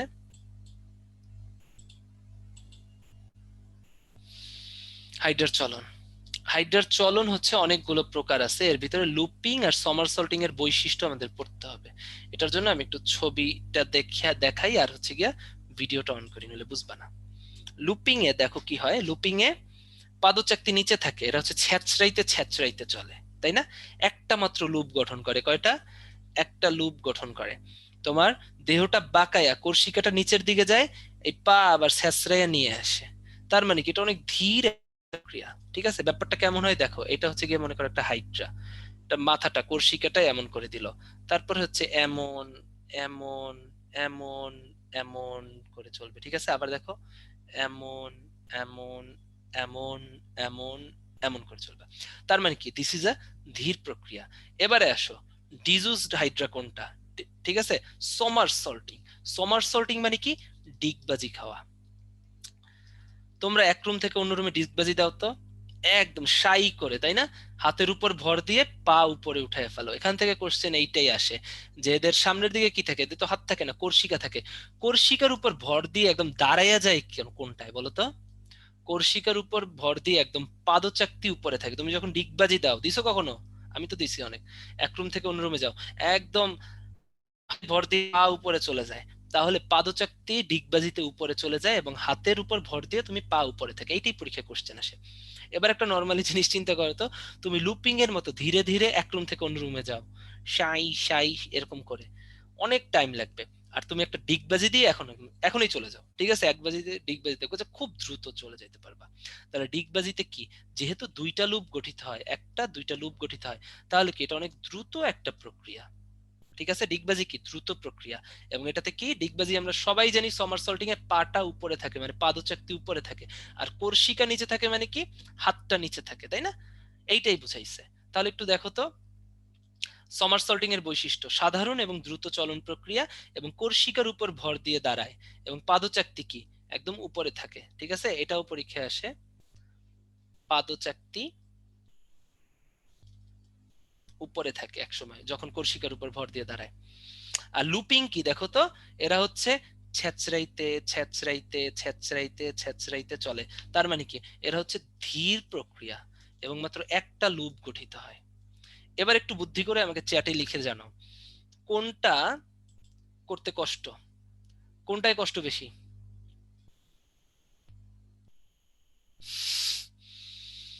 অন্যয়। ঠিক আছে, ওনাকে ডিগবাজি দিয়ে যে ফার্স্ট ডেন্টিস্টের কাছে যাবে, তারপর অর্থোপেডিক্স এর কাছে। আচ্ছা, কষ্ট বেশি কোনটায়, ডিগবাজিতে না লুপিং এ? কষ্ট কোনটায় বেশি হবে তোমার? তুমি নর্মালি চিন্তা করো, তুমি এক রুম থেকে 5টা এরকম ছেঁচড়িতে ছেঁচড়ি যাও, তাহলে কি কষ্ট বেশি হচ্ছে ডিগবাজিতে? এই, যে বলদগুলো লিখতেছো যে লুপিং এ কষ্ট বেশি, তোমরা তো মানে বুঝোই না। কষ্ট বেশি তো ডিগবাজিতে, তাই না? এটা ছেলেরা বেশি ভালো বুঝবে, তাই না? কারণ আমরা অনেক ডিগবাজি দিচ্ছি, দেখি যে ঘামাই ঠামাই যাই, তাই না? তার ডিগবাজিতে হচ্ছে কষ্ট বেশি। আর লুপিং কি ধীরে চলে, আস্তে আস্তে। তুমি এখান থেকে আস্তে আস্তে ছ্যাঁচড়াইয়ে ছ্যাঁচড়াইয়ে যাও তো, আস্তে আস্তে দোকানে যাও, দোকানে কিন্তু আস্তে ছ্যাঁচড়াইয়ে ছ্যাঁচড়াইয়ে অনেকক্ষণ ধরে হলেও তুমি যাইতে পারবা। কিন্তু তোমাকে এখান থেকে দোকানে ডিগবাজি দিয়া যাইতে বলা হলো। দেখছো অলরেডি, দেখো একটা ছেলের বিনয় লিখছে যে ওর মাথা ঘুরে যায়, অনেক কষ্ট হয়। তুমি এখান থেকে দোকানে জীবনেও যাবা ডিগবাজি দিয়ে যাইতে? হুম, পারবে না, কারণ ডিগবাজিতে কষ্ট হয়। লুপিং কি, আস্তে আস্তে গড়ায় গড়ায় হামাগুড়ি দিয়ে যাওয়া, তার মানে কি এটা খুব সহজ। তাহলে কষ্ট বেশি ডিগবাজিতে। তাহলে একটু বলো তো, নর্মাল যখন দূরত্ব ডিস্টেন্স অনেক বেশি হবে, লম্বা দূরত্ব হবে, তখন কোনটা করবে যেটাই কষ্ট কম হয়? আস্তে আস্তে তারা মানে বিশ্রাম নিতে নিতে যাবে, তাই না? তাহলে ধীর যেটা, কষ্ট কম হয় যেটা, ওইটার জন্য লম্বা দূরত্ব অতিক্রম করবে। তাহলে লুপিং এ লম্বা দূরত্ব অতিক্রম করে। আর সমারসল্টিং এ কি, এরা হচ্ছে দ্রুত চলন, অনেক কষ্ট হয়, তাই লম্বা দূরত্বে তোমার সমারসল্টিং ইউজ করা হয় না। এটা কিন্তু ভার্সিটিতে আসে এবং তোমরা ভুল করো। ঠিক আছে, এখন আমি এত সুন্দর করে এতক্ষণ বোঝানোর চেষ্টা করলাম, যারা বোঝার তো বুঝছো। কিছু কিছু ঘাটতারা আছে না, অনেক ঘাটতারা আছে এখানে আমি জানি, যারা হ্যাঁ ভাই আপনি বুঝাইছেন, মাই চয়েস, আমি বুঝবো না, ঠিক আছে, ইটস মাই চয়েস, আমি বুঝবো না। অনেক আছে না এরকম, যে আচ্ছা ঠিক আছে ভাই বুঝাইছেন, ওকে ওকে ভাইয়া ঠিক আছে। অনেকেই আছে এখানে করে চোখ বন্ধ করে, হ্যাঁ, অনেকে আছে এই যে মিউট করে ঘুমাইতেছো, অনেকেই আছে। তাদের জন্য টেকনিক আছে, কারণ আমাদের উদ্ভাসের ভাইদের কাছে তো সবাই সমান। যারা সিরিয়াস তারাও সেম, যারা পড়ে না তারাও সেম। আমাদের কাজ হচ্ছে তোমাদেরকে গুতাইয়া কিলাইয়া ভার্সিটিতে ভর্তি করানো, তাই না? তো সেটার জন্য তো টেকনিক জানাই যে লুপিং এ দেখো কি আছে, ল আছে, আর লম্বা দূরত্বে কি আছে, ল আছে। এর থেকে সোজা আমি কি বুঝাবো ভাইয়া? যারা এই যে ঘাটতারামি করে বুঝো নাই এতক্ষণ, তাদের জন্য এটা। ঠিক আছে, লুপিং এ ল আছে, লম্বা দূরত্বে ল আছে, তার লম্বা দূরত্ব অতিক্রম করতে কোনটা ব্যবহার করা হবে? লুপিং। পরীক্ষায় বারবার আসছে। ঠিক আছে, ওকে ওকে, তাহলে হয়ে গেল, দ্যাটস ইট। এবার একটু রেস্ট নেই, তারপরে আমার গলাটা টিকিস টিকিস করতেছে। ওকে, এবারে হচ্ছে হাইড্রার জননটা একটু পড়ি। হাইড্রার জনন, যৌন জনন, এখান থেকে আসে। যৌন জনন হয় হচ্ছে হেমন্তে বা শীতে। তা আমি জানি শীতকালে বিয়ের ধুম পড়ে যায়, কয়দিন পরে শীত আসবে, দেখবে যে প্রচুর ফেসবুক নিউজ ফিডে পাবা, এর এ বিয়ে করতেছে, এ বিয়ে করতেছে, এই খালা বিয়ে করতেছে, এই নানি মানে এই খালাতো বোন বিয়ে করতেছে, এই মামাতো বোন বিয়ে করতেছে, মামাতো ভাই বিয়ে করতেছে। তো এরকম হবে ব্যাপারটা। তাহলে কেন হেমন্ত শীতে বিয়ে হয়? কারণ এই সময় যৌন জননে একটু সুবিধা হয়। তো হাইড্রারও সেই। তো হাইড্রা কি হেমন্তে বা শীতে যৌন জনন করে, এভাবে। যারা ভদ্র, যে না ভাই বাজে ভাবে মনে রাখতে পারবো না, তাদের জন্য আইডিয়া আছে। হাইড্রা, হাইড্রার ফার্স্টে কি বলো? এইচ, হেমন্ত। হেমন্তই তো ঠান্ডা পড়ে, মানে শীতে এদের যৌন জনন হয় বা জননাঙ্গ সৃষ্টি হয়। একটা লাইন মনে রাখবা, হাইড্রার যেহেতু পুনঃ হয়, হাইড্রার কোনো স্বাভাবিক মৃত্যু নাই। আর হাইড্রার মুকুলোদ্গম ঘটে যৌন জনন ছাড়া। এই যে হাইড্রা থেকে আমি দেখাইছিলাম, একটা হাইড্রা থেকে ছোট হাইড্রা তৈরি হয়। ঠিক আছে, এই মুকুলটা তৈরি হয় হচ্ছে গ্রীষ্মে। আর জননাঙ্গ, শুক্রাশয় ডিম্বাশয় কি জননাঙ্গ, এরা তৈরি হয় হচ্ছে শীতে। ঠিক আছে, তো সম্মিলন ছাড়াও কিন্তু ওরা তোমার তৈরি হইতে পারে। ঠিক আছে, তাহলে গ্রীষ্মে হয় মুকুলোদ্গম, এটা আসবে, এবং মুকুলোদ্গম সম্পূর্ণ 3 দিন সময় লাগে, ভার্সিটিতে আসে। এই লাইনটা পড়বা, ওকে। হাইড্রার মিথজীবিতা, এটা অনেক মজার জিনিস। হাইড্রা শৈবালের সাথে মিলে একসাথে থেকে একটার একটার অনেক উপকার করে। ঠিক আছে, তাহলে কি মিথজীবিতা মানে হচ্ছে যখন দুইটা প্রাণী একসাথে থেকে পরস্পরের কেউ ক্ষতি করবে না, প্রত্যেকেই প্রত্যেকের কি উপকার করবে, ওরাই কি বলো, ওই গেলেই হচ্ছে গিয়া ওটাই কি বলো, ওটাই হচ্ছে গিয়া তোমার মিথজীবিতা। মজার কথা বলি আমি, হাইড্রা কি খায় বলো তো? হাইড্রা নর্মালি কি খায়? মাংসাশী প্রাণী, মাংস খায়। ওরা হচ্ছে ছোট ছোট প্রাণী, মনে করো বইতে একটা লাইন আছে, হাইড্রার হাইড্রার খাবার হচ্ছে ক্ষুদ্র ক্রাস্টেশীয় প্রাণী। ক্রাস্টেশীয় ক্ষুদ্র প্রাণী কি? সন্ধিপতি, মানে চিংড়ির ভ্রূণ। হাইড্রা অনেক ছোট প্রাণী না, ওরা তো আর চিংড়ি খাইতে পারবে না। তো আর্থ্রোপোডা পর্বে ঘাস ফড়িং, তেলাপোকা আছে, চিংড়ি আছে, এদের যে ভ্রূণ অবস্থা বা লার্ভা, এইগুলো হচ্ছে হাইড্রো খাবে। তো ওরা কি মাংস খায়। এখন তুমিও তো মাংস খাও, বিরিয়ানি খাও, তোমার কি সালাদ খাও না? ইচ্ছা করে না? মাংসের সাথে সালাদ না হলে তো আন্টির সাথে ঝগড়া করে দাও, জাম্মু সালাদ দাও নাই, বকা বকি কইরাছে, হ্যাঁ সালাদ ছাড়া কেউ বিরিয়ানি খায়, মাংস খায়। তো হাইড্রা কি, আমরা কি পড়ছিলাম, মাংসাশী, তাই না? হাইড্রা তো মাংসাশী। এদের খাবার কি? হাইড্রার খাবার হচ্ছে ক্ষুদ্র ক্রাস্টেশীয় আর্থ্রোপোডা প্রাণী। ঠিক আছে, বা কে বলে সন্ধিপতি। হ্যাঁ, এই লাইনটা কিন্তু পরীক্ষায় আসে, এই জন্য লিখে দিলাম। তো এরা কি ওই যে চিংড়ির লার্ভা টার্ভা, অনেক ছোট ছোট, এখন ওরাও তোমার মনে করো মাংস খাইতেছে। সালাদ খেতে ইচ্ছা করে না, ওই সালাদের জন্য সে শৈবালের সাথে থাকে, কারণ শৈবাল কি একটু সবজি সবজি, তাই না, একটু সবুজ সবুজ, ঠিক আছে, তাই ঠিক আছে, শৈবাল তা ওদের সালাদ খেতে ইচ্ছা করে, তাই শৈবাল থেকে তারা একটু সালাদ নেয়, মাংসের সাথে একটু মিশিয়ে খাইলো, ঠিক আছে। এবারে দেখো তো শৈবাল কি করে, সালোক সংশ্লেষণ করে। সালোক সংশ্লেষণ প্রক্রিয়াটি কি, কার্বন ডাই অক্সাইড এবং পানি সূর্যালোকের সাথে বিক্রিয়ায় কি উৎপন্ন করবে, গ্লুকোজ উৎপন্ন করবে এবং উপজাত হিসেবে অক্সিজেন উৎপন্ন করবে। কারণ হাইড্রা কি, প্রাণী না, হাইড্রার তো শ্বসন হবে, শ্বসনের জন্য কি দরকার, অক্সিজেন দরকার, সেই অক্সিজেনটা হাইড্রা হাইড্রা ইউজ করবে, সেই অক্সিজেনটা করে শ্বসন হবে। এখন শ্বসন কি, শ্বসন কি জানো, শ্বসন হচ্ছে গ্লুকোজ এবং অক্সিজেন দিতে হয়, কি তৈরি করবে, কার্বন ডাই অক্সাইড, এবং সাথে কি তৈরি করবে, পানি, আর হচ্ছে এটিপি তৈরি করবে, তাই না, শক্তি উৎপন্ন করবে, মানে শক্তি উৎপন্ন হয়ে গেল। এখন উপজাত হিসেবে কি উৎপন্ন হচ্ছে, দেখো তো, এদিকে প্রোডাক্ট কি, কার্বন ডাই অক্সাইড, সেই কার্বন ডাই অক্সাইডটা আবার সালোক সংশ্লেষণে শৈবাল কাজে লাগাবে, বোঝা গেছে। তাহলে এরা পরস্পর পরস্পরের উপকার করবে, ঠিক আছে। দিস ইজ কল্ড হাইড্রার মিথজীবিতা। এবং হাইড্রা মিথজীবিতা কার কার সাথে হয়, শৈবাল এবং হাইড্রা। এবং হাইড্রার আহ, যে প্রজাতিটা করে হাইড্রা, ওটার নাম ক্লোরোহাইড্রা, এবং শৈবালের যে প্রজাতিটা হাইড্রার সাথে মিথজীবিতা করে, ওটার নাম জুও ক্লোরেলা। ওকে, তাহলে একটা পোল আমরা নিয়ে নেই, হাইড্রাতে কোনটি থাকে না, অনেকবার পড়াইছি, তাড়াতাড়ি আনসার করে দাও, হাইড্রাতে কোনটি থাকে না, আমি একটু পোলটা লঞ্চ করে দিচ্ছি, দাঁড়াও, হাইড্রাতে কোনটি থাকে না, তাড়াতাড়ি আনসার করে দাও, আশা করি সবাই পারবা। থাকে না কোনটা, পারতে হবে কিন্তু, বারবার বলছি কোনটা থাকে না, এরা দ্বিস্তরী, একটা স্তর, এদের থাকে না। দেখো ডিউতে আসছে, আমি তোমাদের যা যা পড়াই একদম খালি পিডিএফ পড়লে এনাফ, কারণ আমি কিন্তু একদম এক্সট্রা তথ্য টথ্য দিয়ে দিই, অনেক কনসাইজ করে দেই, তাই না।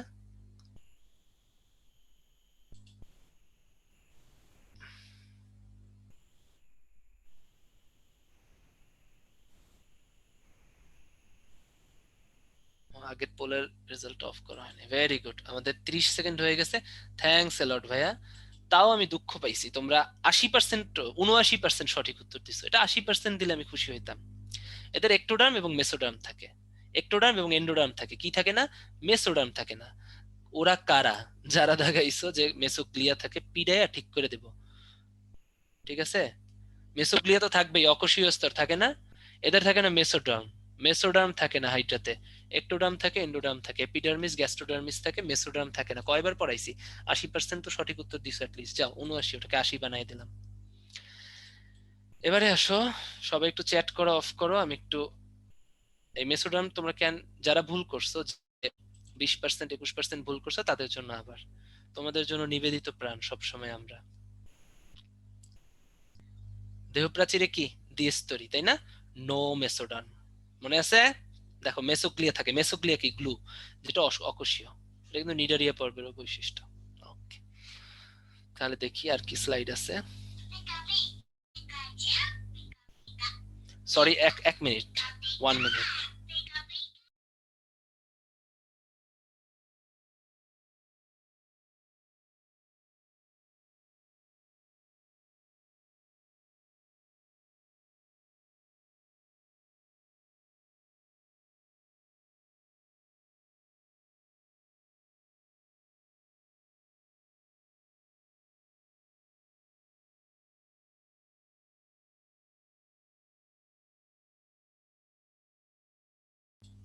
সরি, একটা ফোন আসছিল, উদ্ভাস থেকে ফোন আসছিল, আই এম সো সরি, হ্যাঁ। তো দেখি আর কি স্লাইড আছে। ওকে, ওকে, যারা টাচের কারণে ভুল করছো তাদের জন্য এক বালতি সমপরিমাণ দুঃখ, তাই না। ওয়াও, আর কোনো স্লাইড নেই, ঠিক আছে, তোমাদের সব থেকে ফেভারিট স্লাইডে আমরা চলে আসছি। থ্যাঙ্কস ফর মি, এবং এত কঠিন একটা ক্লাস তোমাদেরকে প্রায় 20-21 মিনিট আগে শেষ করে দিলাম, তাই না, থ্যাংক ইউ। এবারে আসো, তোমাদের সাথে একটু গল্প করি, কি করো ভাই, আপনারা লাস্ট পোলটা চাইলে লঞ্চ করে দিতে পারেন ওদের জন্য, ওদের সাথে গল্প করি। তোমরা কিন্তু খুব ভালো মতো পড়বা, যা যা পড়াইলাম, ফার্স্টে পিডিএফটা পড়বা, এই পিডিএফটা খুবই ইম্পর্টেন্ট, পরীক্ষায় আসবেই, মানে যাকে বলে আসবেই, মাস্ট। কোত্থেকে কোনটা থেকে কোন কোন হরমোন নিঃসৃত হয়, হাইড্রোক্লোরিক কোথা থেকে নিঃসৃত হয়, তারপরে আরো যা যা বললাম, আর লিখিত কিন্তু এখানে দেওয়া হয়েছে, এপিডার্মিসের কোষগুলোর নাম, মিথোজীবিতা, সব নিউরোসাইট কোষের গঠন, লুপিং সমারসল্টিং এর পার্থক্য, হ্যাঁ, একটা দ্রুত, একটা ধীর, একটাতে একটা লুপ গঠিত হয়, একটাতে দুইটা লুপ গঠিত হয়, একটা লম্বা দূরত্ব অতিক্রম করে, একটা লম্বা দূরত্ব অতিক্রম করে না, একটা সাধারণ চলন প্রক্রিয়া। ঠিক আছে, তাহলে এমনিই তো পাঁচটা চারটা পার্থক্য বাড়ানো যায়। আর এক পেজে তোমাদেরকে লিখতে হবে 3-4টা কোশ্চেন। ঢাকা ভার্সিটিতে কিন্তু তোমাদের এরকম অসংখ্য পেজ দিবে না, পেজ এবং কোশ্চেন একসাথে থাকবে, পেজের ভিতরে তোমাকে আনসার করতে হবে, তো একদম টু আনসার করতে হবে, এবং সেভাবেই কিন্তু তোমাদের ক্লাসটা নেওয়া হয়েছে। সো বি কেয়ারফুল, পড়ালেখা করো, এবং থাকো উদ্ভাসের সাথে, থাকো উদ্ভাসের ভাইদের সাথে। আশা করি তোমরা ভালো কিছু করবা, এবং তোমাদের উদ্ভাসের স্টুডেন্টদের খুবই ভালোবাসি। ঠিক আছে, মানে খুবই ভালোবাসা বলতে যাকে বোঝায় আর কি, মানে অতিরিক্ত, এক্স এর বেশি ভালোবাসি, এক্স এর বেশি ভালোবাসা মানে বুঝো, মানে অনেক বেশি ভালোবাসি। ঠিক আছে, সো তোমাদেরকে অনেক পড়তে হবে। আমি কেন পাম দিব, এই তোমাদের পাম রিংটোনটা ভাল লাগছে সরি, আমি রিংটোনটা আসলে উদ্ভাস থেকে ফোন দিয়ে দিছে। শৈবাল মানুষের কার্বন ডাই অক্সাইড নেয় তো, কেন নিবে না শৈবাল মানুষের কার্বন ডাই অক্সাইড? আমি ভিডিও অন করে, এই শৈবাল মানুষের যত উদ্ভিদ আছে সবাই মানুষের কার্বন ডাই অক্সাইড নেয়, তো এরা নেয়, হাইড্রেটটাও নিল, ওর নাম কি, সমস্যা কি? এরা একসাথে থাকে, আরো বেশি বেশি কার্বন ডাই অক্সাইড নিতে পারে, বেশি বেশি সালোক সংশ্লেষণ করতে পারে, দ্যাটস ইট। তুমি কি শৈবালের কাছে যে নাক লাগাই রাখো? মানুষ তো শৈবাল থেকে অনেক দূরে থাকে। তোমার বাসায় যদি শ্যাওলা পড়ে, শৈবাল হয়, তোমরা কি ওইটারে কাইটে উঠায় ফেলো না? ওটা তো তোমরা ওর নাম কি ঠিক আছে, ওকে, ঠিক আছে, থ্যাঙ্কস এ লট ভাইয়া, দ্যাটস ইট। শুনো, তোমাদের অনেকের কোশ্চেন থাকে উদ্ভাসের তোমরা ক্লাসগুলো ভালো মতো করো, ভার্সিটি পরীক্ষায় কি আমি যেগুলো পড়াইতেছি এগুলোই আসবে। এখন উদ্ভাসে কেন একটু কঠিন দেওয়া হয় ভাইয়া? তোমার উদ্ভাসে যদি খুব কঠিন কোশ্চেন না করে, তোমরা তো পড়বা না, তোমরা তো একদমই পড়বা না। ফর দ্যাট রিজন উদ্ভাসে 3-4টা কোশ্চেন একটু কঠিন দেয়া হয়। তারপরেও এই সমস্ত চ্যাপ্টার আমি মনে করি না যে পিডিএফ এর বাইরে তোমাদের কিছু আসবে। আতেল জিনিসটা হচ্ছে, যারা হচ্ছে গিয়া আজাইরা পড়াশোনা করে, মানে হচ্ছে বুঝে না কোন জিনিসটা পড়তে হবে আর কোন জিনিসটা বাদ দিতে হবে। চান্স পাওয়ার আগে তোমাকে ফার্স্টে যে জিনিসে কনসেন্ট্রেট করতে হবে, আমাকে ইম্পর্টেন্স জিনিস সিলেক্ট করতে হবে, এবং যে জিনিসগুলো কখনোই মাথায় থাকে না ওইগুলো বাদ দিতে হবে। পারা জিনিস পড়েই তুমি ভার্সিটি চান্স পাবা। ঠিক আছে, দ্যাটস ইট। আতেল হচ্ছে তারা যারা হচ্ছে গিয়ে একদম বুল বুল বুল করে একদম ফার্স্ট টু লাস্ট পুরো পড়তে থাকে, ঠিক আছে, বুঝেই না যে কোনটা বাদ দিতে হবে। ঠিক আছে, দ্যাটস ইট। কে বলতেছো? ইমা। আচ্ছা ইমা, সমস্যা নাই, আমি দেখতেছি তোমার ব্যাপারটা, সময় আছে যেহেতু। ইমা একটা জিনিস বুঝতে চাইছে, একটু বুঝাই দেই। ও নাকি নিউরোসাইটের গঠনটা আবার দেখতে চাই। সমস্যা নাই, তোমাদের জন্য আছি কামলা আমরা সবসময়। আদর্শ নিউরোসাইটের গঠন, এই দেখো, নিউরোসাইটের ভিতরে ইউজুয়ালি কি থাকে, ভিডিওটা অফ করি। নিউরোসাইটের ভিতরে একটা নেমাটোসিস্ট থাকে, বিষপূর্ণ গহ্বর থাকে। ঠিক আছে, এই বিষটা সাধারণত ঢাকা থাকে অপারকুলাম দিয়ে, আর একটা নিডোসিল নামক ট্রিগার থাকে। সেই ট্রিগারটা হচ্ছে এই অপারকুলাম খোলার কাজ করে। ট্রিগার যদি পিছনের দিকে টান মারে, যে কোনো শিকার আসলে ট্রিগারটা সচল হয়, ফলে অপারকুলাম খুলে যায়, ভিতর থেকে বিষ নিঃসৃত হয়। বিষ নিঃসৃত হওয়ার জন্য ওদের একটা সূত্র নিঃসৃত হয়, ঠিক? এই সূত্রটা দিয়ে ওরা বিষ, দেখছো, বিষ ঢেলে দেয়। ঠিক আছে, বিষ ঢেলে কি করে, ওরা শিকারকে মেরে ফেলে, এবং লাস্টে কি করে, এই সূত্র দিয়ে পেঁচায় ফেলে, পেঁচায় ফেলে নিজের কাছে আনে। আর নিউরোসেলে কি কি থাকে, একটা এই যে অপারকুলাম থাকে, এদের সূত্রটা নর্মালি পেঁচানো থাকে, একটা নিডোসিল থাকে, আর কি বললাম, এই যে যে বিষটা, একটা বিষ থাকে সিস্টের মধ্যে বা থলির ভিতরে, এর নাম হিপনোটক্সিন, যেটা হচ্ছে হিপনো মানে ঘুমাইয়ে দেওয়া, অজ্ঞান করে ফেলা, শিকারকে অজ্ঞান করে দেয়। এছাড়াও কি থাকে এদের, এদের হচ্ছে গিয়া কিছু কাটার মতো অংশ থাকে, বার্ব, এরাও শিকারকে মারতে সাহায্য করে। ছোট ছোট কাটার মতো অংশ থাকে, এর নাম হচ্ছে বারবিওল, এরাও শিকারকে মারতে সাহায্য করে। আর এরা যেহেতু কোষ, নিজস্ব নিউক্লিয়াস থাকে, এবং ল্যাসো নামে একটা আলাদা গুনার মতো অংশ আছে, দেখছো, এটা হচ্ছে মেডিকেল ডেন্টালের জন্য লাগবে, ভার্সিটির জন্য তো এটা লাগবে না। ঠিক আছে, দ্যাটস ইট। আশা করি বুঝতে পারছো। ঠিক আছে, তাহলে আমাদের মনে হয় আমাদের ক্লাসটা মোটামুটি তোমরা এফেক্টিভ হয়েছে, ক্লাসটা তোমাদের তোমাদের আশা করি পারবা। পড়ালেখা করো ভালো মতো, অল দ্য বেস্ট, সবসময় আমাদের সাথে থাকো। শুভ্র কিছু বলবি না? লিভ লিভ না ভাইয়া কিছু বলার নাই। আচ্ছা ঠিক আছে ভাইয়া, তাহলে টাটা গাইস, টাটা। ওকে, এই এনজাইম অনেকবার বলছি, পুরা পিডিএফ এ পাবা, এর বাইরে আসবে না। হ্যাঁ, আনিস কাকা লাইকস টু ট্রাই, বলা বাইতে পারে ভাইয়া, তাহলে লিভ নিয়ে দেই। ভাইয়া ঠিক আছে, আল্লাহ হাফেজ। আর পিডিএফটা একটু দয়া করে দিয়ে না আপলোড করে। ওকে ঠিক আছে, পিডিএফ 9:30 বাজার সাথে সাথেই আপলোড করে দিব। ওকে, থ্যাংক ইউ। ধন্যবাদ আপনাকে ভাইয়া, আসসালামু আলাইকুম।